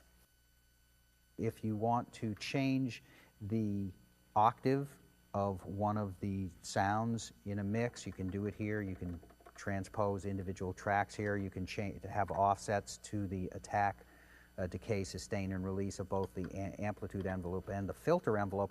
And those are just offsets. That's not utilizing the voice editing parameters. Those are just offsets that are actually on top of the capability to edit and save individual voices. So as I said, you have a lot of control on Motif ES to create your music just exactly the way you like to hear it.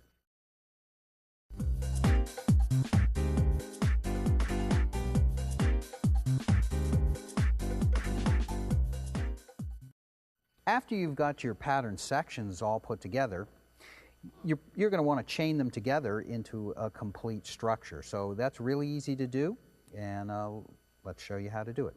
You push F6, chain, and then you're able to actually record the button presses of when you change from section to section. So it's just like regular recording. You hit the rec button, you get set up and ready to record. It tells you that you're starting with disco A, and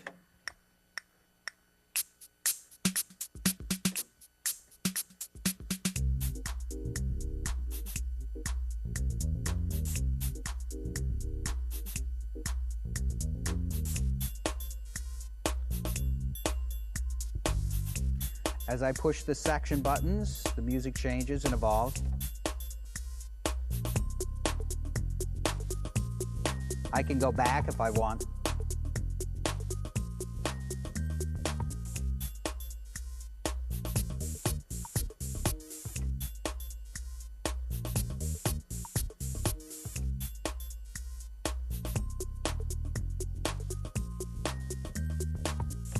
Okay, so now when I play this back,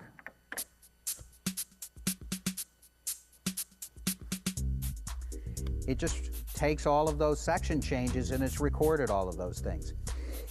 If I would like to, I can now go to Edit, and I can view those changes in an event list, and I can see that on measure 3 I changed to section B. Let's say that I wanted to clear that.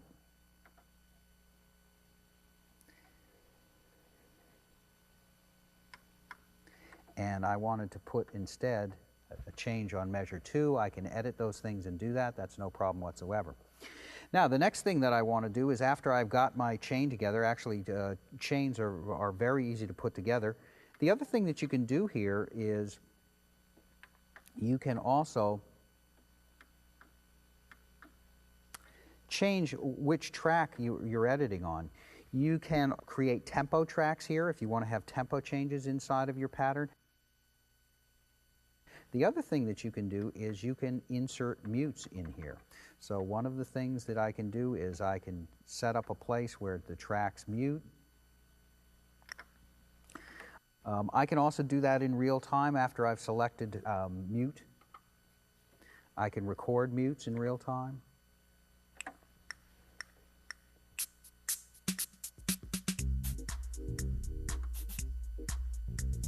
I just press the mute button, then whenever I want to record some mutes,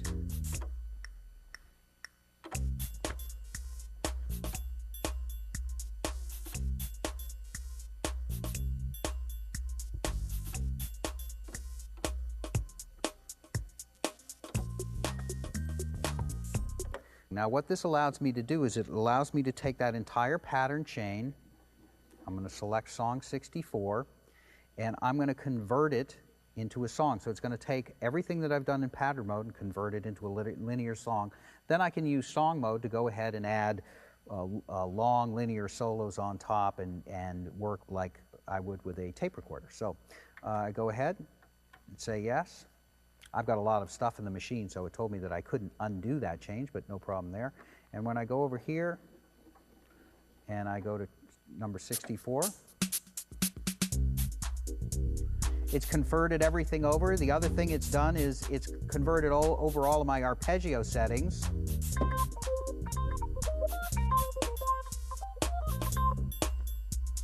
So I can go ahead and play around with the different settings on here.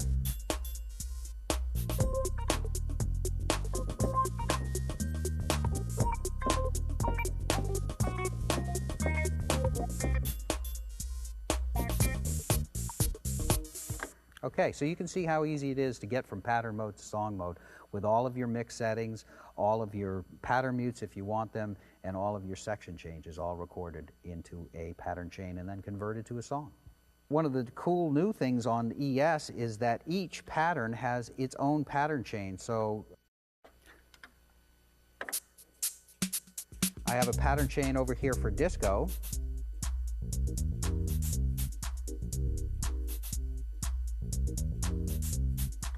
And then I can go in and I can also record a completely separate pattern chain for hip-hop.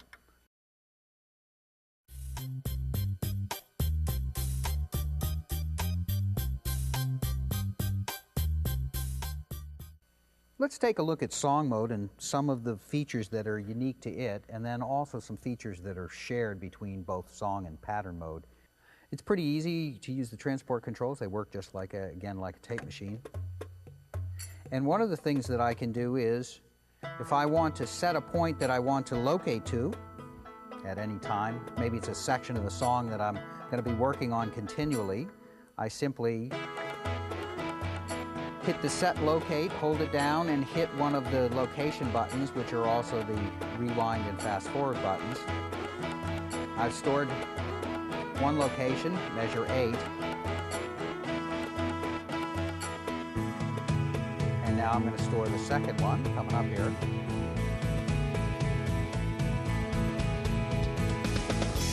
Okay, so I've marked location 1 is measure 8 and location 2 is 19. Then when I want to locate there, I simply push the head button, the button that will take me back to the beginning, but then I can also locate to measure 8 or measure 19 very quickly. Here's another cool thing that you can do. When I'm going into record mode, I have several different capabilities here. As in pattern mode, I can replace record, which will completely replace the track. I can overdub record, and I can also punch in. And that's a nice thing to be able to have. If I cursor down to where I can set the punch in and out points, I can set them manually so that I can punch in and out on bar and beat boundaries, but I can also copy locations, so I'm able to easily listen to the song, mark some locations as my punch in and out points, and then if I hit SF1, it will transfer those location points into the punch in and out point. That's a very, very convenient feature to have. There's another way to punch in and out on ES now, which is pretty convenient. One thing that you're able to do is you're able to go in and out of record while the machine is running. So I'm going to start off, I'm going to set this to replace record. I have a little arpeggio going here, and you'll notice one thing about the arpeggio.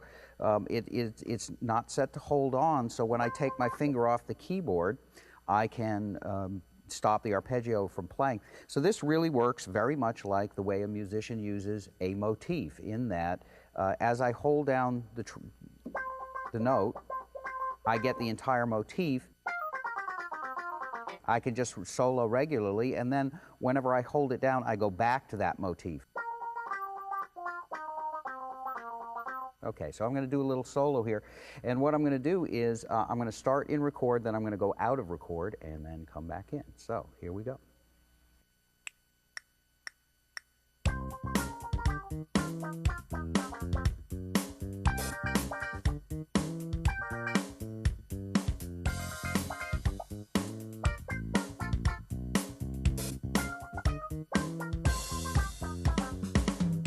Okay, so when I play this back,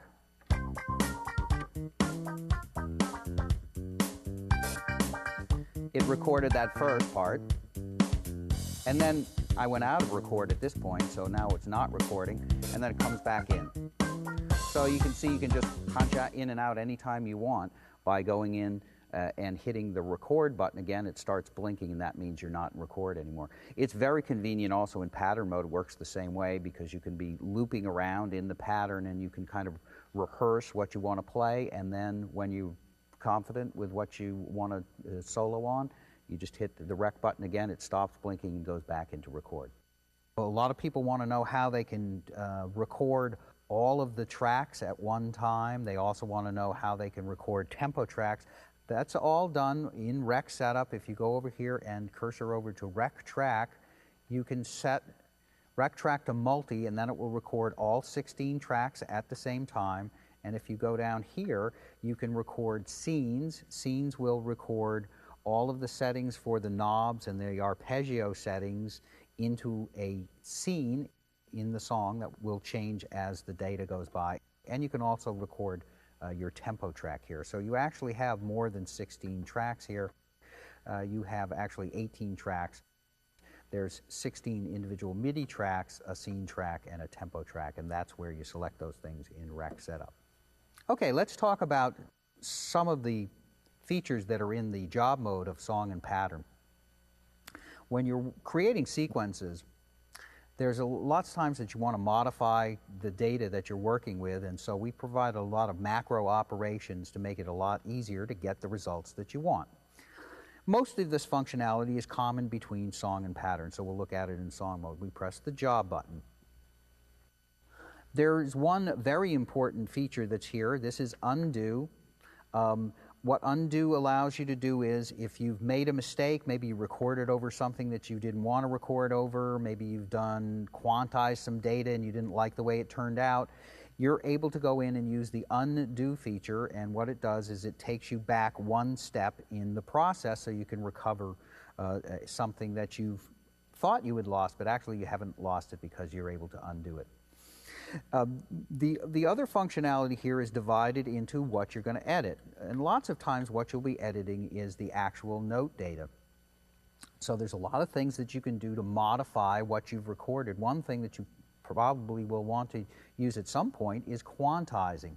And what quantize does is it improves the timing of your recording, so it actually fixes your playing and improves its ability. Now on Motif you can record real-time quantizing on the way in, but some people like to get the data in there and then quantize it after the fact. When you're working with note data, one thing that's very important to notice is that your settings are for bar, beat, and tick. And there are 480 ticks inside of every beat of Motif. So when you want to select an area, you're going to want to set this parameter to 479. And the reason is that you want to edit the data all the way up to the last tick before it transitions to the next beat. Now, this used to be really tough to be able to dial in this number, but now you're able to simply go in, and when you want 479, you simply are able to type it in, and boom, you've got 479 there. So that's really handy to have numeric entry right there. So now I would be quantizing the entire first measure of track 1. I can select the track that I want to quantize over here. You can quantize all the tracks at once. Sometimes that's a convenient thing to do. So I can select what I want here. I can select the quantization value, so I can quantize to quarter note, dotted quarter, quarter note triplets, 16th notes, whatever I feel is appropriate and whatever is closest to the quantization that I want. I can set the strength so I don't have to quantize it so it's exactly very strictly quantized. I can set it so that it still has a little bit of looseness. I can also add a swing so that if I have something that I want to quantize but I want to make it swing more, I can set this parameter so that it has a little bit more of a swing feel to it, and that will move it actually between the 16th note and the 16th note triplet. The higher the swing rate, the more it goes towards that triplet feel.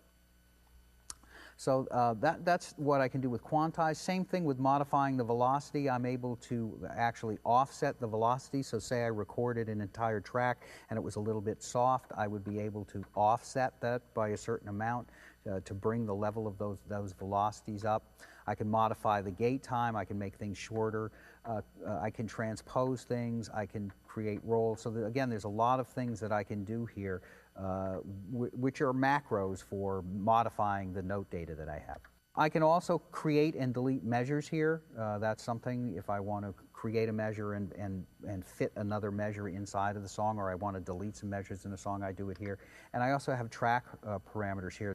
This is where you can put track to ARP. This is where we showed you before, where you can select the 4 different arpeggio tracks. You can select any of the 16 MIDI tracks inside of your song sequence.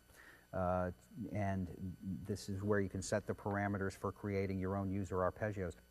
Just before we leave song mode, let's take a quick look at this mix, because I think this is pretty interesting. If we go here and press F3 and go to our effects, we can see that we have an awful lot of insert effects turned on. We're even using all 8, but let's just listen to what we've got going here. This Mega 12 string has its insert effect on. Now we've got overdriven. We've got 59 combo. Again, a completely different amp sound. We've got beater.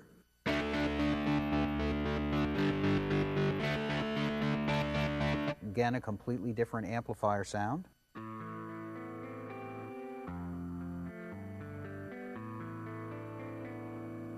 Two-coil amp, again, a different amp sound, different kind of guitar.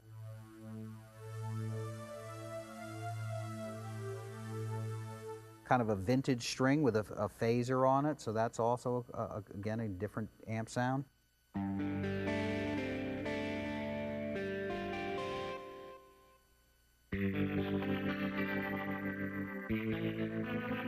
So you have all of these different guitars all in one mix, and you still have, I believe, 2 or 3 insert effects left over.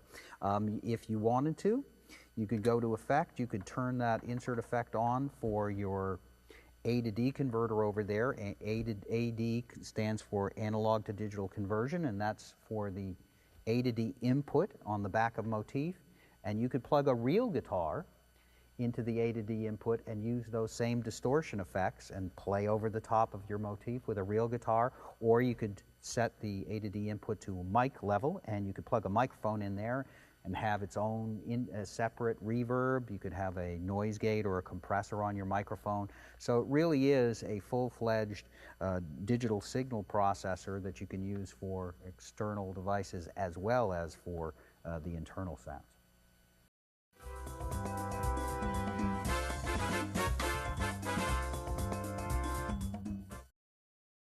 Now that you've got voices, performances, songs, and patterns that you want to use together in Motif, the best place to go is Master Mode. So we're going to select Master Mode. Master Mode is very, very easy to use. Press the memory button, and then we can select between voices, performances, patterns, and songs. So, for example, let's say the first piece that you're playing in a live performance just uses a grand piano sound. Well, select voice, select full grand, press store, and you're able to store that master setup. And you'll notice that it takes the name of the voice and automatically makes it the name of the master, so you don't have to rename it. That's a nice feature. We'll go to the next master program. Let's say that the next thing you need to use is a performance. We'll select this performance. Again, we'll hit store. And we now have that set up. One thing to remember about master mode is that all of the functionality that you have available in that particular mode is also available to you in master mode. So for example, if I press the keys,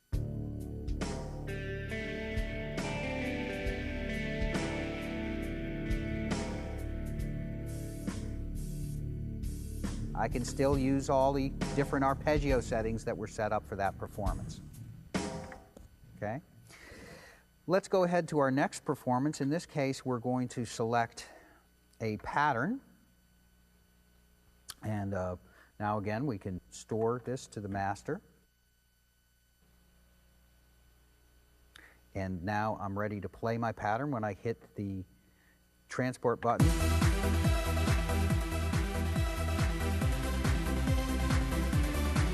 I can turn on the section button, and I can use the section buttons to change the sections.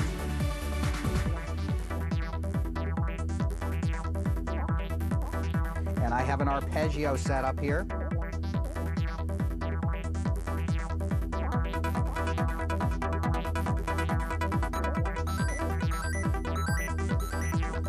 Again, all of the functionality that I had in pattern mode is still available to me. I'm going to go to my next one. I'm going to select a song. And again, now I have this song ready to play. And I'm going to store it to my master program. So now I have a song, a pattern, a performance, and a voice all stored in the master. So there's one other area of the master mode, and that's the 4 zones of MIDI controller functionality that you can add. So here's a nice thing to be able to do. I'm going to press the edit button.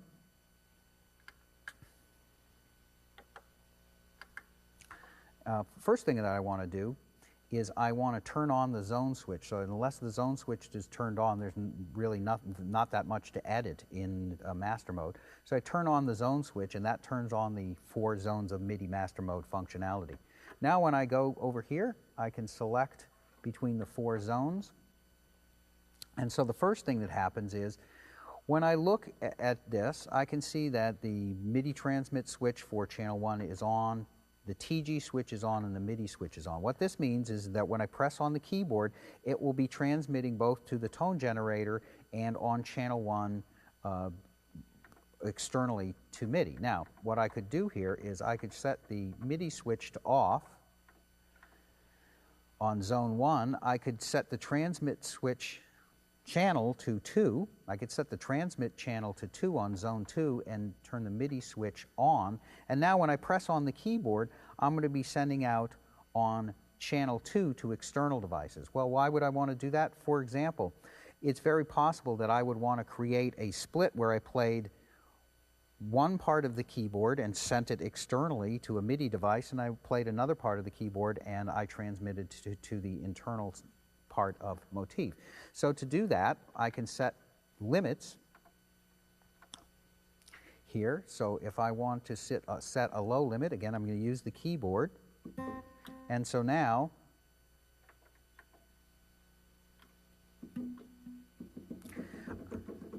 nothing is being played on the internal tone generator, but this is being set out on MIDI channel 2. And I'm able to play down on the bottom of the keyboard. This is not being sent out MIDI, it's only playing on the top of the keyboard. The other thing that it allows me also to do is to play on other MIDI channels. So for example, if I go through here and I change the MIDI transmit channel and with the TG switch on, I'll be able to hear the different voices that are assigned to the different parts on different MIDI channels inside of the song. So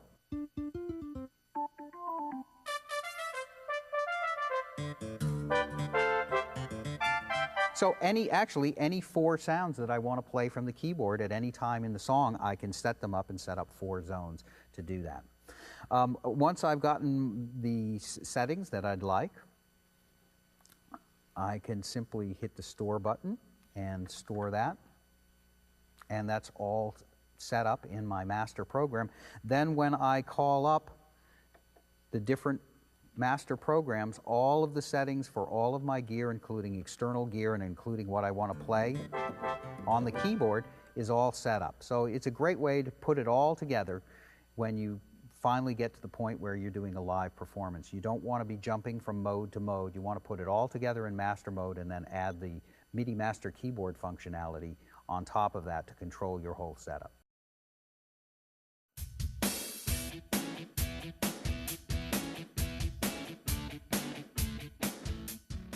Voices and performances and the settings in utility mode, those are all stored in what's called static RAM. So that means when you save a voice inside of Motif or a performance inside of Motif, it's stored inside the machine, and when you turn the power on and off, those edits, those changes that you've made, that you've stored, are retained on power off. The things you need to be very careful about are song and pattern and also samples. Those items are stored in what's called dynamic RAM. And the difference with dynamic RAM is that dynamic RAM, when you turn the power off, it goes away. So if you've created a pattern or a song or you've sampled something into Motif, you're going to want to store it to an external memory device and then reload it when you want to use it. There are 2 means for storing to external devices. One is a smart media card. Smart media cards are the same types of storage that are used on digital cameras. And on ES, we now have a USB hosting, which means that you can connect almost any USB external storage device, USB CD-ROM drives.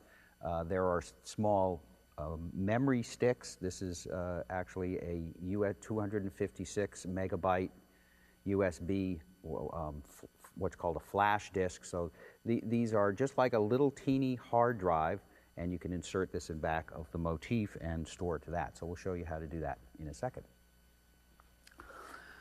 When you press the File button, the first thing will come up will be the configuration page, and here you can select whether you're looking at your USB device or whether you're looking at the smart media card. If there's no device inserted, then you will see in the display here that the free area will be 0 and the total area for saving will be 0. So it tells you the status of the card. In this case, I have 2 devices inserted, one smart media card, 128 megabyte smart media card, and also 128 megabyte USB thumb drive or flash drive. There are a number of names for those things, but basically any USB external storage device will work. So I want to save the file that I just created. So there are a number of things that I can save, and there are a number of things that I can load on Motif. If I go over to save, I can select different types of data to save. The most comprehensive save is an all save. An all save will save all of the voices, all of the performances, the masters, the utility settings, all the songs and all the patterns. So that's the safest thing to save, is everything in the machine. But there are times when I'll only want to save just the voices. I can save the plug-in voices that I've edited, user arpeggios, all songs, all patterns. Standard MIDI files, saving standard MIDI files allows me to transfer it between different devices that don't necessarily read ES's native sequence format, all waveforms. I can also save individual waves, AIFF, and voice editor files. Voice editor files are convenient because they save all of the voice parameters, but they don't save the sample data. So if you're working on lots of samples, you may want to save a voice editor file, then you can transfer just the voice parameters. That's very quick to load, and so if you're making minor changes to a file that has lots of samples, you may want to save a voice editor file. The philosophy on ES is that you save all files, all voice, all performance, all song, all pattern files, but then you have lots more choices of what you can load. So I can load an all file, I can load an all voice file, but I can also load individual voices. And one of the things that we want to take a look at is the fact that I can actually load any file that was made for the original motif. The ES will convert the waveform assignments and correctly load those voices. And so that's great if you've created any voices for your motif, if you had one. You can just load those in. You can also get all of the files that are available on motivator.com, and those will all load in properly. You can load individual voices, or when you select the file, you press enter, and then you get a list of all of the individual voices that are in the machine. Again, pressing enter will give you a choice of where you would like to load that. You have two user banks, so you can select the bank and then you can select the number where you would like to place that particular voice. If you don't want to load it, simply press exit, and you can stop the loading process at any time. You can load individual performances, which is also nice to be able to do. User arpeggios, all song files, individual songs, and individual patterns. You only see the files with the extension that you're actually trying to load at that time. So in this case, if we look, I have two pattern files here, and I can see them displayed in the screen. If I go and select a different type, those pattern files disappear. And the only thing that I will see in the display would be files, in this case there are none, files that relate to waveforms. I will see folders, and then I can look inside of those folders, and if there was an all waveform file, I would see it.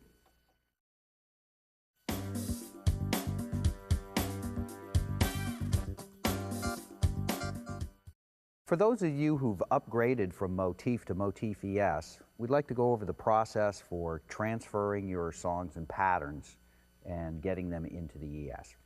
So on your original Motif, the first thing you're going to want to do is you're going to want to save an all file that contains the songs and patterns that you want to save. That's important because there you'll be able to access that all file to get the waveforms. If you've done any sampling, you'll be able to get those off of that all file. The second thing that you want to do is save all of your songs and all of your patterns in standard MIDI file format. The other thing that you will want to do is you will want to make a note of any track that used sample voices or waveforms, because you're going to want to know which track they were on so you can match those things up.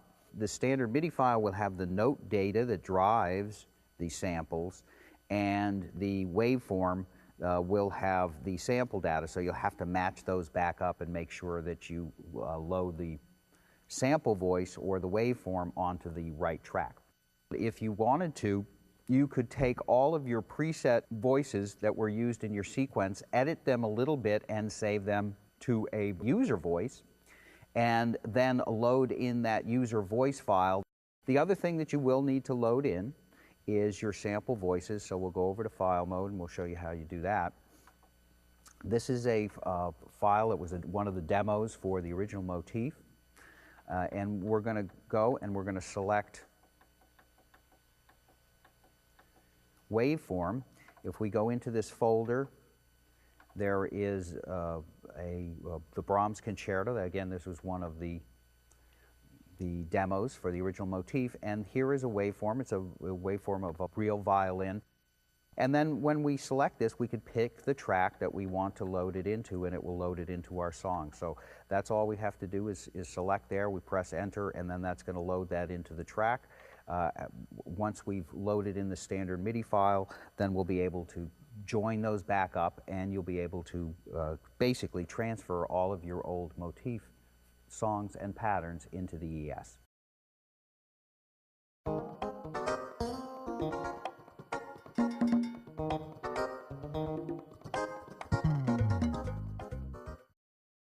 Now we'd like to talk about sampling on ES. The ES now supports dim memory, and you can use sampling in any of the modes of Motif. In the voice mode, if you go to integrated sampling, you can sample on individual keys. You can select the key bank. Just to go over the terminology again, this is the same terminology that we used when we were talking about the preset waveforms inside of Motif. The basic raw sample data is referred to as a wave.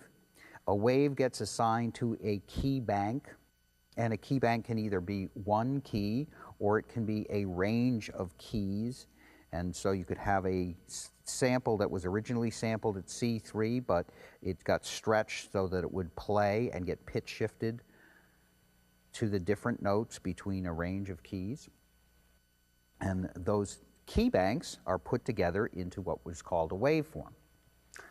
So you can see here, this is your key bank parameter, and up here you can select different waveforms. If we go to the actual voice mode and look at waves, there are two banks. There's preset bank, and then there's a user bank. And some of the things, as you can see, I have some things loaded in here. So in voice mode, typically what you are going to use sampling for in voice mode is actually for loading libraries of sample voices. The Motif ES comes with a CD-ROM, and on the CD-ROM are a lot of voice libraries. In performance mode, very similar to voice mode, you're probably going to be using that for loading in libraries of voices. And again, integrated sampling is context sensitive. So in voice mode, when I go to integrated sampling, I get to select which voice I want to load into. And the part parameter over here is grayed out. I can't select that. When I go to performance mode, now I can not only select what voice I want to load to, but I can also select which of the four parts in a performance that I want to load that voice to. So that allows me to very quickly combine sample libraries into performance mode. Perhaps the most powerful area of sampling in the Motif ES is the integrated sampling sequencer. Okay, I have a microphone here. I've inserted it into the AD converters on the back of the Motif. There are left and right 1/4-inch plugs, and I plug this microphone in. Now, one of the things that you want to be aware of is that in the utility mode of Motif, there is a way to select whether those inputs on the back are set to line or to microphone.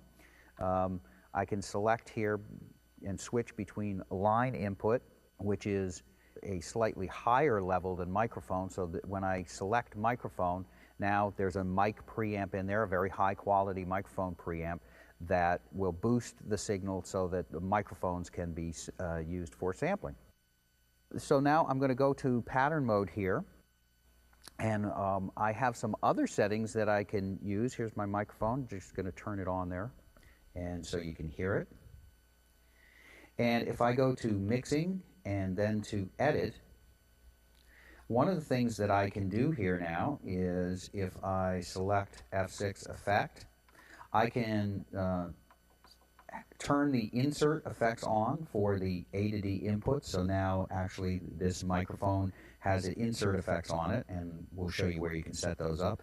Again, this is in the common area of mix edit. So this is where I can edit my individual tracks.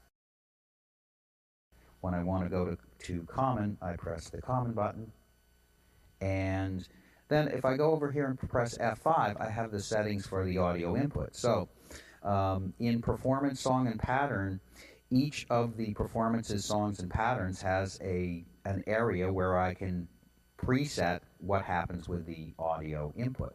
So here, the first thing, of course, is I have a volume control that I can set. I can also set the panning.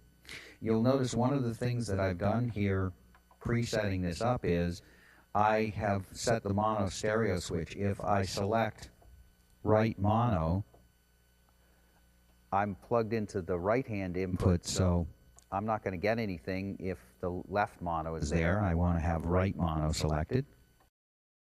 I can add reverb to the sound here. So those are my system effects. I could add a chorusing effect. Whoa, that's pretty interesting. I think that's a vintage phaser sound. So I'm going to leave that off for now. And then because I turned the insert on, I have insert effects available. If I press the SF2 button, now I can select. I just have a compressor here, but all of the insert effects are available. One thing that you do want to be careful about if you have a microphone plugged in, some of the insert effects are distortion effects, and as you're cycling through those, because the distortion effect will give a tremendous amount of gain, the microphone will actually feed back, and if you've got headphones on, that can be kind of dangerous. I always recommend when you're changing the insert effects to actually turn the microphone off when you do that. Now, the next thing that we're going to want to do is we're actually going to want to sample here. And so what I'd like to do is I'd like to go in here, and I'm going to set up to sample. So I go to integrated sampling, and I can select a target track here. I can also select the key bank. So when I select this key bank, this determines where the sample will appear in the target track. So if I select D3, then the sample will then appear here. I can put multiple samples on the same track, so if I was doing different sections of a song and I wanted to have one waveform, for example, I could sample on C3 for section A. When I went to section B, I could select D3 and put another sample there, and it would all be on one track. That's a very convenient way to work. In integrated sampling setup, basically what you have is you have a destination. So this is where I'm going to send the sample to track 15, key bank C3. My source, I can select different things for the source, and I can select different types of sampling. When I'm in song and pattern mode, I'm probably going to want to sample with note. What this does is when I sample, it automatically puts a MIDI note to drive that sample into the sequencer, so when I play it back, it's automatically played back at the right time. I can also slice and sequence, which automatically takes me through the process of slicing up the sample. And that's what we're going to do in this case, because I want to be able to change the tempo, and I also want to be able to loop remix this. So I want to take a contiguous sample and then have Motif automatically chop it up into pieces and put a MIDI note to drive each one of those pieces. What that does is it allows me to use MIDI to control the audio sliced samples, and then I can do all sorts of really neat stuff with it. Here's my source. I can resample, which will take the internal tone generator and use that as the source for sampling, but in this case, I'm going to select the A to D input, and basically now I'm ready to go. When I've got my destination and source set up, I press the rec button, and I have a number of different ways that I can trigger the sampling.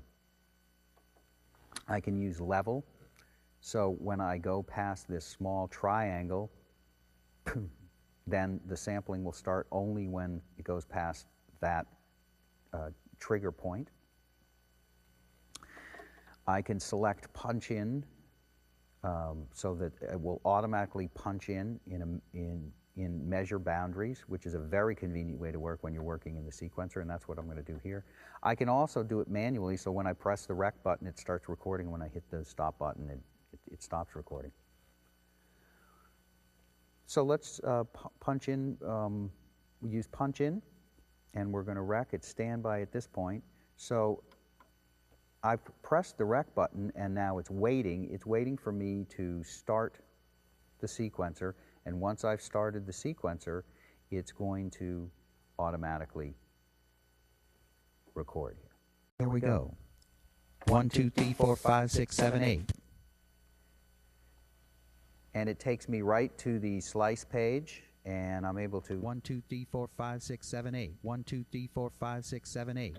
I'm able to audition it if I like that. If 1, 2, 3, 4, 5, 6, 7, 8. one of the things it does is it sets up, it gives me a little bit extra time at the start of the sample, but sets the loop point up from there. The reason you do that is maybe you want to have a little bit of space in case there's something just before where you started in sampling, in case you need to move that back. But in this case, this looks pretty good. I'm going to extract it, which is going to take everything between the loop and the end. Basically, I've got that little piece of sample. 1, 2, 3, 4, 5, 6, 7, 8.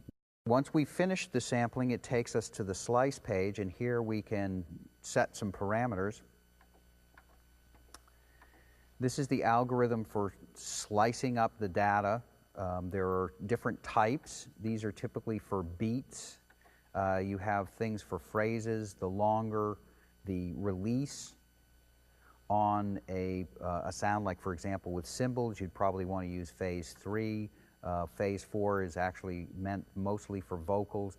In this case, because I was just recording something very percussive with my voice, I'm just going to use beat 1 to do this. The parameters you have to get correct are the meter and the number of measures. In this case was just 1 measure, so that was fine. This allows you to change the tempo, and we'll see how that works in a second. So basically, I'm all set, I'm ready to go, and I press enter, and are you sure? And then it's executing. After it's finished slicing, 1, 2, 3, 4, 5, 6, 7, 8. I basically have chopped this into 1, 2, 3, 4, 5, 6, 7, 8. 1, 2, 3, 4, 5, 6, 7, 8. And when I go back over here to pattern, if I want to look at track 16, which is where I have that put in, I can look 1, 2, 3, 4, 5, 6, 7, 8, 8, 7, 8, 8, 7, 8, 8. I can look at the MIDI notes that are going to drive that, and when I press the play button, 1, 2, 3, 4, 5, 6, 7, 8. 1, 2, 3, 4, 5, 6, 7, 8. 1, 2, 3, 4, 5, 6, 7, 8. 1, 2, 3, 4, 5, 6, 7, 8. 1, 2, 3, 4, 5, 6, 7, 8. 1, 2, 3, 4, 5, 6, 7, 8. 1, 2, 3, 4, 5, 6, 7, 8. 1, 2, 3, 4, 5, 6, 7, 8. 1, 2, 3, 4, 5, 6, 7, 8. 1, 2, 3. I can change the tempo by changing the speed of that the MIDI notes play back the sample. So that's a very cool thing to be able to control audio using MIDI. If I go in to Loop Remix, what this is going to do is it's going to take up those chopped up samples. 1, 4, 5, 2, 3, 7, 6, 1. And by using the process of Loop Remix, it's going to play them back in different orders and at different times. 4, 5, 6, 7, 8. 1, 2, 3, 4, Here it 5, is 6, normally. 7, 8. 1, 2, 3, 4, 5, 6, 7, 8. 1, 2, 3, 4, 5, 6, 3, 4. 1, 2, 3, 4, 5, 6, 3, 4. 1, 2, 3, 4, And I'm just 5, gonna 6, 7, 8. 1, 2, 3, 4, 5, 6, 7, 8. Try 1, a 2, bunch of 3, these 4, things 5, so you 6, can hear 7, 'em. 8. 1, 2, 3, 6, 7, 8. 4, 1, 2, 3, 6, 7, 8. 4, 1, 2, 3, 6, 7, 8. 1, 2, 3, 4, Let's 5, try 6, some 7, 8. radical 1, 2, things. 3, 4, 5, 6, 7, 8. 1, 2, 3, 4, 5, 6, 7, 8. This will 1, 2, reverse 3, some of the 4, 5, samples. 6, 7, 8. Nope, 7, 8, 5, 6, nope, 7, 8, 5, 6, nope, 7, 8, 5, 6, nope, 7, 8, 8. 1, 2, 3, 4, 5, 6, 7, 8. And we'll get in here and we'll do some 7, 8. 1, 2, 3, breaks. 4, 5, 6, 7, 8. 6, 6, 6, 4, 6, 6, 6, 6, 4, 6, 6, 6, 6, 4, 6, 6.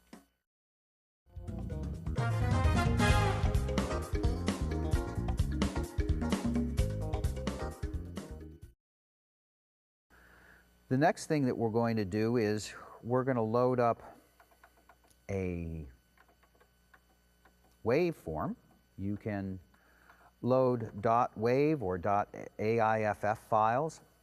I'm going to go in here and I'm going to load up this particular file.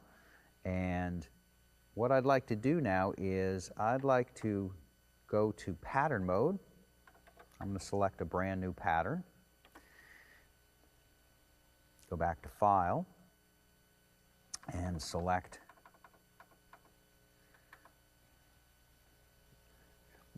the waveform that I'd like to load. I can load it into whatever track I want and whatever key bank I want. In this case, I'm going to load it into track 1. We'll put it on C3. Again, if I wanted to, let's just, for the heck of it, we're just going to change it and put it on E3 here. So now I'm going to load that up.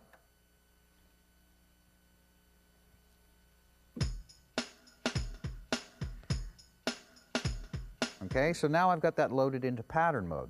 Now, when I go over to pattern mode itself, I can see that I now have a sample in there. If there's a clear box like this, there's MIDI data there. And if there's the little wave icon, that means there's sample data there. Now, when I hit the play button, I don't hear anything. Why don't I hear anything even though I've loaded the sample in?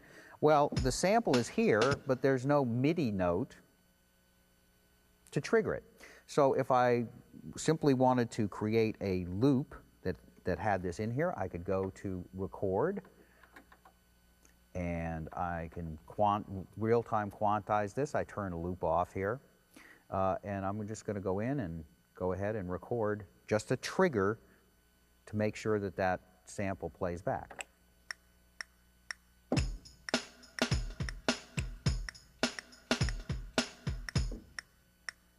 Okay.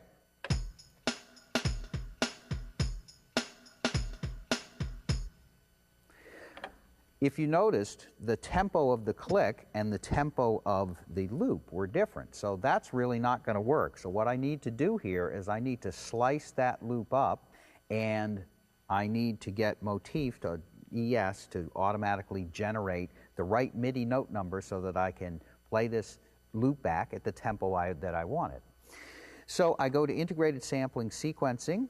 In this case, because I've already loaded the sample in, I haven't sampled it myself, I'm going to need to go to job mode.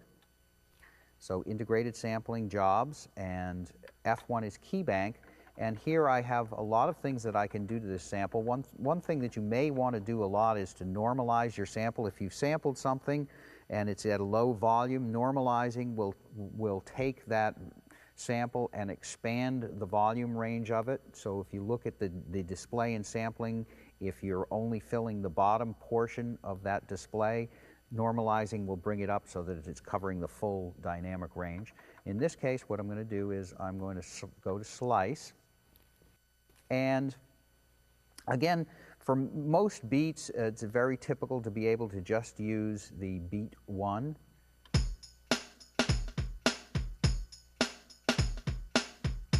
Sounds like it's just one measure to me, so I'm going to go ahead and slice this up. So again, the Motif is now slicing the data. It's playing it back at 120 beats per minute. That sounds good to me. I'm ready to go. And it's okay. It's created a new waveform with those slices in it. I have these different slices, and I also have MIDI notes to drive them. So now I can change the tempo.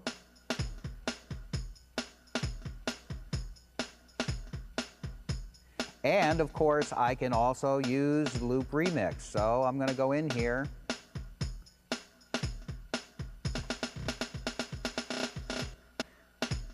That's a little bit too much. Let's go back and do something a little more conservative.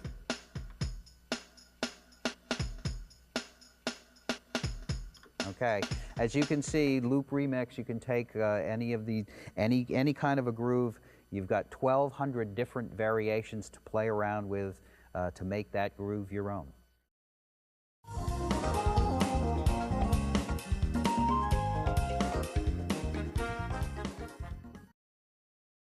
Got my microphone back here, and we're going to show you how to do some sampling in pattern mode, use a couple new features of ES. And the first thing that I want to do is I want to go into mixing, and I want to go into mixing edit and select the audio input. Again, in the effect area, I have set the insert switch on the AD input to on so I can use insert effects. I go over to F5 and I can select the insert type. I've selected a multi-band compressor, and so I can really compress very, very seriously my vocal so that it gets a real nice loud level, and I can actually boost different areas of the sound. I'm actually going to take a little bit of low end off of my voice, and the reason that I'm going to do that is the next insert effect. The next insert effect that I have is digital scratching. And digital scratching is a pretty wild DSP effect. As I turn this input up, what I'm going to get is I'm going to get scratches. Let me go back over here, boost up the low end a little bit. Okay, so now I've got those effects in there. Let me go over here to utility mode. I want to set up one of the parameters that's here. When I'm sampling in pattern mode with sample with note, I can set a sample pre-count. This is going to give me a click before the sampling starts, and that's really convenient so that I can come right in and do stuff. So let's go back over to pattern mode here. First thing that I'm going to do is I'm going to listen to my sections a little bit. Okay, that sounds pretty good. And now I'm ready to go in and do some sampling. I'm on section B. My destination is track 16, key bank C3. So I'm ready to go there. I am going to go ahead and record for 3 measures. And I've got my confirm on so that I can check it, the sampling, after I'm done. And so now I'm ready to go. And it's going to give me a little count in, and then I'm going to go. So all I'm going to do here is I'm just going to record some talking so that you can easily understand what I'm doing.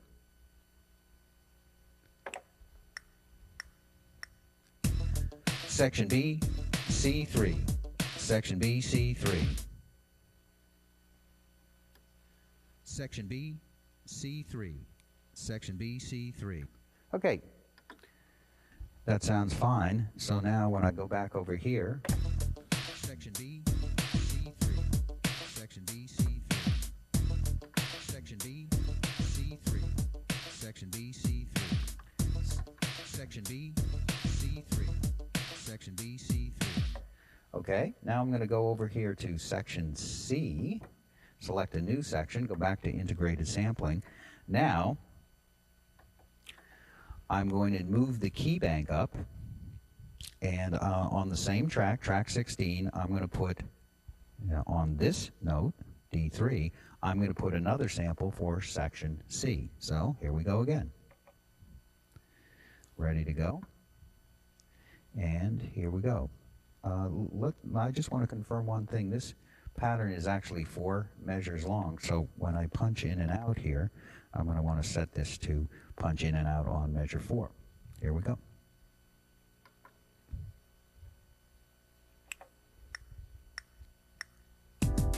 Section C, D3. Section C, and again, I can confirm it. Section C, D3. Okay, so now we've got 2 sections in there. Let's take a quick listen. So here we go. Section C, D3. Section C. Section B, C3. Section B, C3. Section B, C3. Section B, C3. Remember before we said that there were 2 very important times when we would want to have track voice set to on, and one of those times is when we're doing sampling like this. So track voice is set to on, and what happens is that as I record each of those different sections, the ES will automatically put a program change at the beginning of each of those sections. So what happens is, if we go to mix mode and voice so we can watch what's happening. Section B, C3. Section B, C3. These are my sample voice Section banks. B, and I'm on Section B, voice C, number 2. Section B, C, Section C. When I go to Section C, Section C. there's a program change in there. And so it's actually created a separate sample voice for each one of the different sections automatically. So you really don't necessarily have to worry about this. The ES will take care of all of this housekeeping for you. All you really need to do is you need to make sure that track voice is on. Okay, so I've got Section B and Section C. I'm going to go to Section D. I'm going to go to Mixing, Effects, and Audio Input, insert B, and I'm going to turn this up, and then after I turn it up, I'm not going to speak again until I actually sample, because it gets very difficult to understand what I'm saying.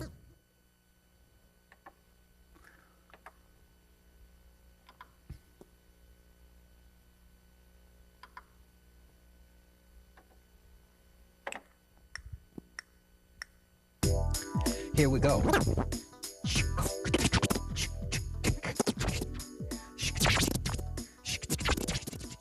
And now we've got that in there, and now we're ready to go again. And Here we go.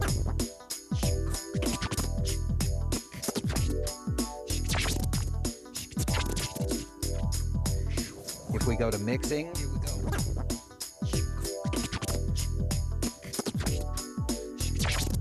change the section,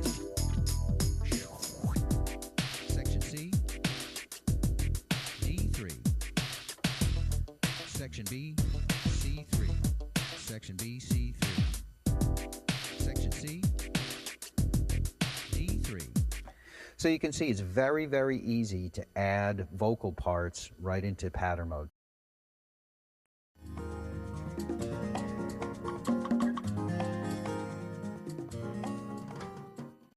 We'd like to show you a cool new feature of the ES, and that's the ability to sample directly into a drum kit.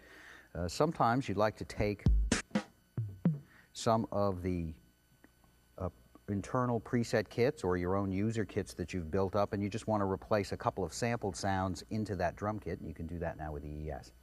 So here's one trick that you need to know. When you go into integrated sampling, there are no settings for the AD inputs in voice mode. So what you need to do is go to any other mode, performance, song or pattern, and set up your AD input the way you'd like it. Then when you go to voice mode and integrated sampling, it inherits those settings from the last place you were that has AD input settings. In this case, I've gone to performance mode, and I've basically just gone to edit, gone to F5 audio input. I've set up the way that I'd like it in terms of mono and stereo, the input volume, the panning, all of those things. In this particular performance, I've allowed the A to D inputs to have insert effects, and I've selected a touch wah and a reverb. So now I'm going to have those as insert effects. So in performance mode, when I listen to it and turn on my microphone, I get a nice sound. It has kind of a wah-wah effect on it. There's a little bit of ambience to it, and I'm going to record that. So if I go over to voice mode now, when I first turn on the microphone, I don't hear anything at all from the microphone. That's because in voice mode, again, there are no settings for the AD inputs themselves in voice mode. However, when I go to integrated sampling sequencing, now I've got those settings. If I enter voice mode, initially I will see voice, and that's where I would sample into a regular voice, but I can cursor up. So I use the cursor buttons to get over so that the voice is selected. I can then go through the banks, and then the final bank that I get to is user drums. I can select the different voices that are in user drums, but in this case I want to select my hip-hop kit, and then I can use the information button to select different targets to resample. So in this case, I'm going to leave this sound because it's kind of similar to the one I'm going to do. I'm going to replace the snare on E1. So just get ready. I have set the trigger mode to level because in this case, as soon as I make a sound with my mouth, it's going to trigger the sampling. I've set the level very low because I want to catch the very first part of the sample. I want to make sure that the sampling starts right away. So basically that's okay. I can audition it, and I think that's okay, so I'm going to say fine. And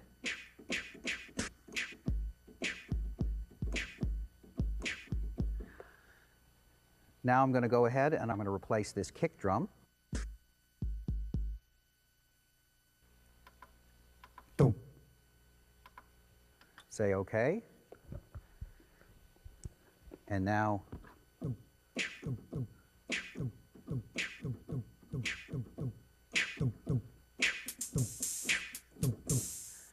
you can use kitchen utensils, you can use your mouth, you can use pots and pans, just about anything can be turned into a drum sound on Motif.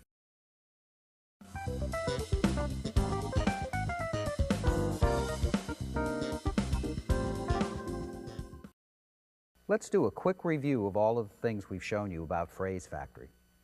First, we showed you that there were over 1,700 arpeggios, and you can play simply one finger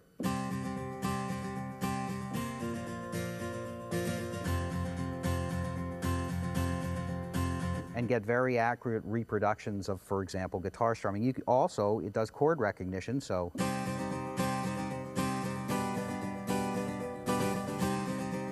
you can change that phrase from major to minor. We've also shown you about mega voices. Mega voices have all sorts of nuances of samples, so when you play it, it really, really sounds exactly like a real guitar.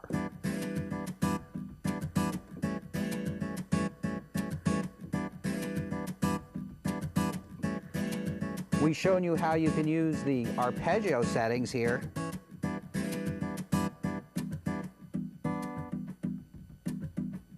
to change the velocity. You can change the swing time, the gate time, the unit levels to get lots of different things out of one arpeggio. We've also shown you that there are lots of different arpeggios here. One of the things you can do is you can actually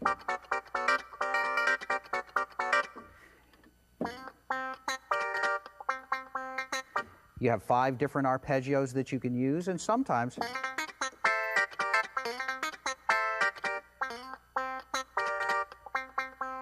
it's as easy to put a track together just by putting 5 arpeggios and playing around with it.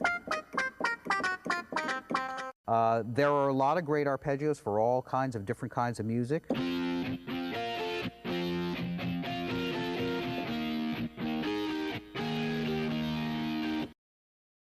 And again, we've shown you how you can take some of the arpeggio parameters like swing and unit quantize and get a completely different phrase out of the same arpeggio. Next, we showed you how you can go to performance mode and you can get almost complete songs right from the keyboard.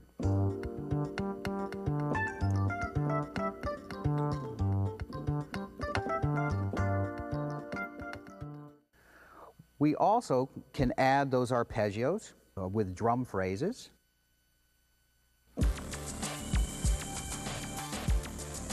And synthesizer sounds.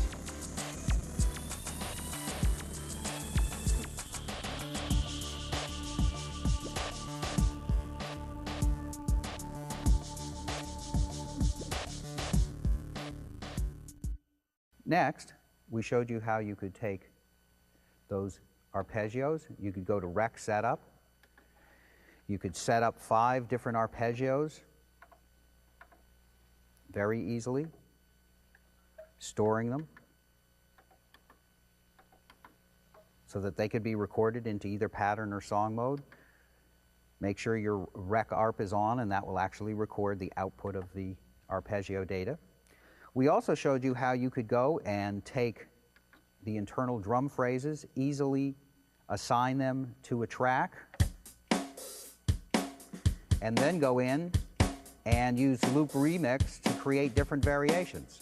So taking the 1700 arpeggios, all of the arpeggio play effects that we can use, swing, velocity, gate time, Loop Remix, the over 700 drum phrases, put all of those things together, and that's what we call Phrase Factory.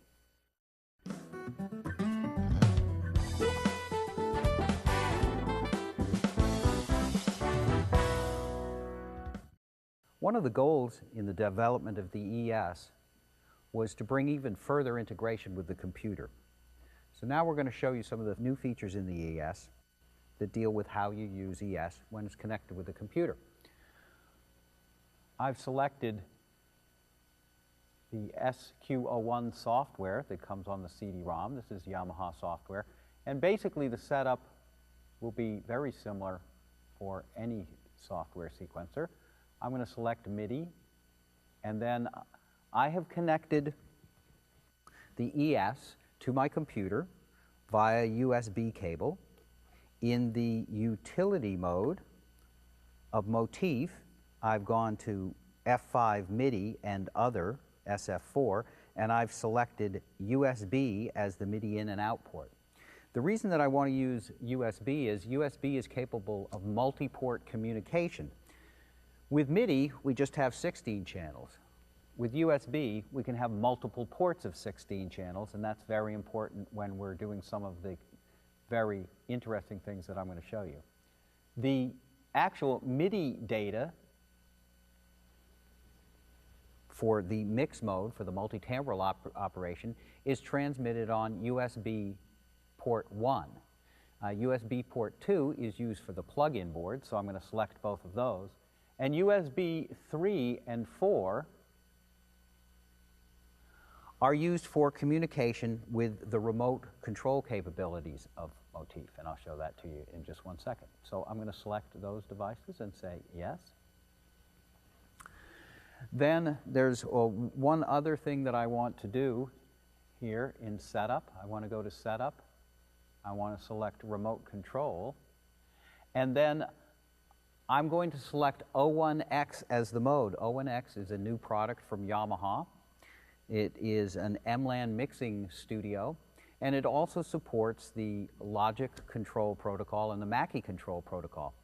The Motif ES also supports these control protocols, so basically I can select O1X mode. I've selected input and output device as 3 and 4. And over here, I've selected a multi-part editor. This is also a piece of software that comes with the ES on the CD-ROM, and it allows us to edit mixes directly from the computer. So I've said OK for that. That's basically set up. I want to use 3 and 4 as my communication, and say OK. Now, over here on the Motif, there's only one thing that I need to do to complete my setup. Again, in the utility mode, I can go to controller assignment, and on remote, SF4, I have remote settings. There are 2 modes. Mode A is for the control of using the knobs and the buttons to control the computer. And mode B allows me to switch between 2 different programs. In the case of the SQ01 and also in Cakewalk, these programs support OPT, and OPT allows us to embed the editor directly into the application, so there's no need to use mode B. But if you are using Cubase or Logic, something that doesn't support OPT, what you can do is you can have both programs running, the multi-part editor and your sequencer, and then there's a way to switch between mode and A and B to switch the control between those 2 software programs. In this case, all I need to do is select mode A. General is the template that works with the SQ01, but I also have support for Logic, Cubase, Sonar, and Digital Performer. I'm going to select General. I'm going to select port 3 as my communication device again, and now it's completed. So that's basically all there is in terms of the setup. And then over here, I have a remote switch. And when I turn on the remote switch, I now get a tremendous amount of control over my computer directly from the Motif. So, one of the things that you'll notice that happened is when I push this button, because the protocol is a bidirectional protocol, I have actually been able to pick up names from the software that appear now in my screen. So that's a nice thing to be able to do. I have send levels. Let me actually go over here. I can control a wide variety of things by using the different buttons on the Motif. One of the things that I'd like to do here is I'd like to call up the audio editor. And so now I have the audio editor up. I'm able to go over. I can use the knobs to control the panning, as you can see on the screen there. I have controls to move over to 5 through 8. So now I can jump around pretty quickly there. As you can see, that's pretty easy to get around on there. I can change effect levels very easily. And the other nice thing is, if you saw over here, I had another button on the screen that was called MIDI. Now when I push this button, it calls up the multi-part editor. So when I'm in this area, now I'm controlling the multi-part editor. These are my 16 parts of a mix. So I can control all of that directly from here. I can save mixes directly in the editor. So this allows much tighter integration with the computer. I can actually control everything over here. I can save that mix over in the computer, and it's all part of that sequencer file. So this is really a tremendous advance in the integration of what happens. So as you can see, I have a tremendous amount of control.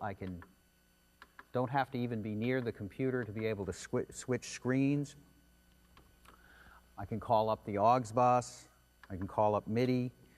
I can get around all of the buttons. I can arm tracks. I can, for recording, I can mute and solo tracks in either MIDI and audio. So again, I think this is really, really a great step forward.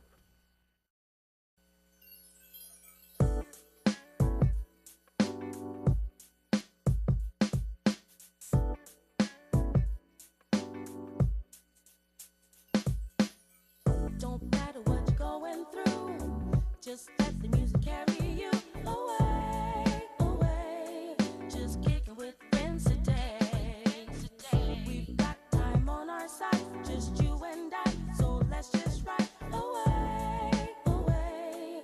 Just kicking with friends today. I had a phone call yesterday. I knew that it was you calling me.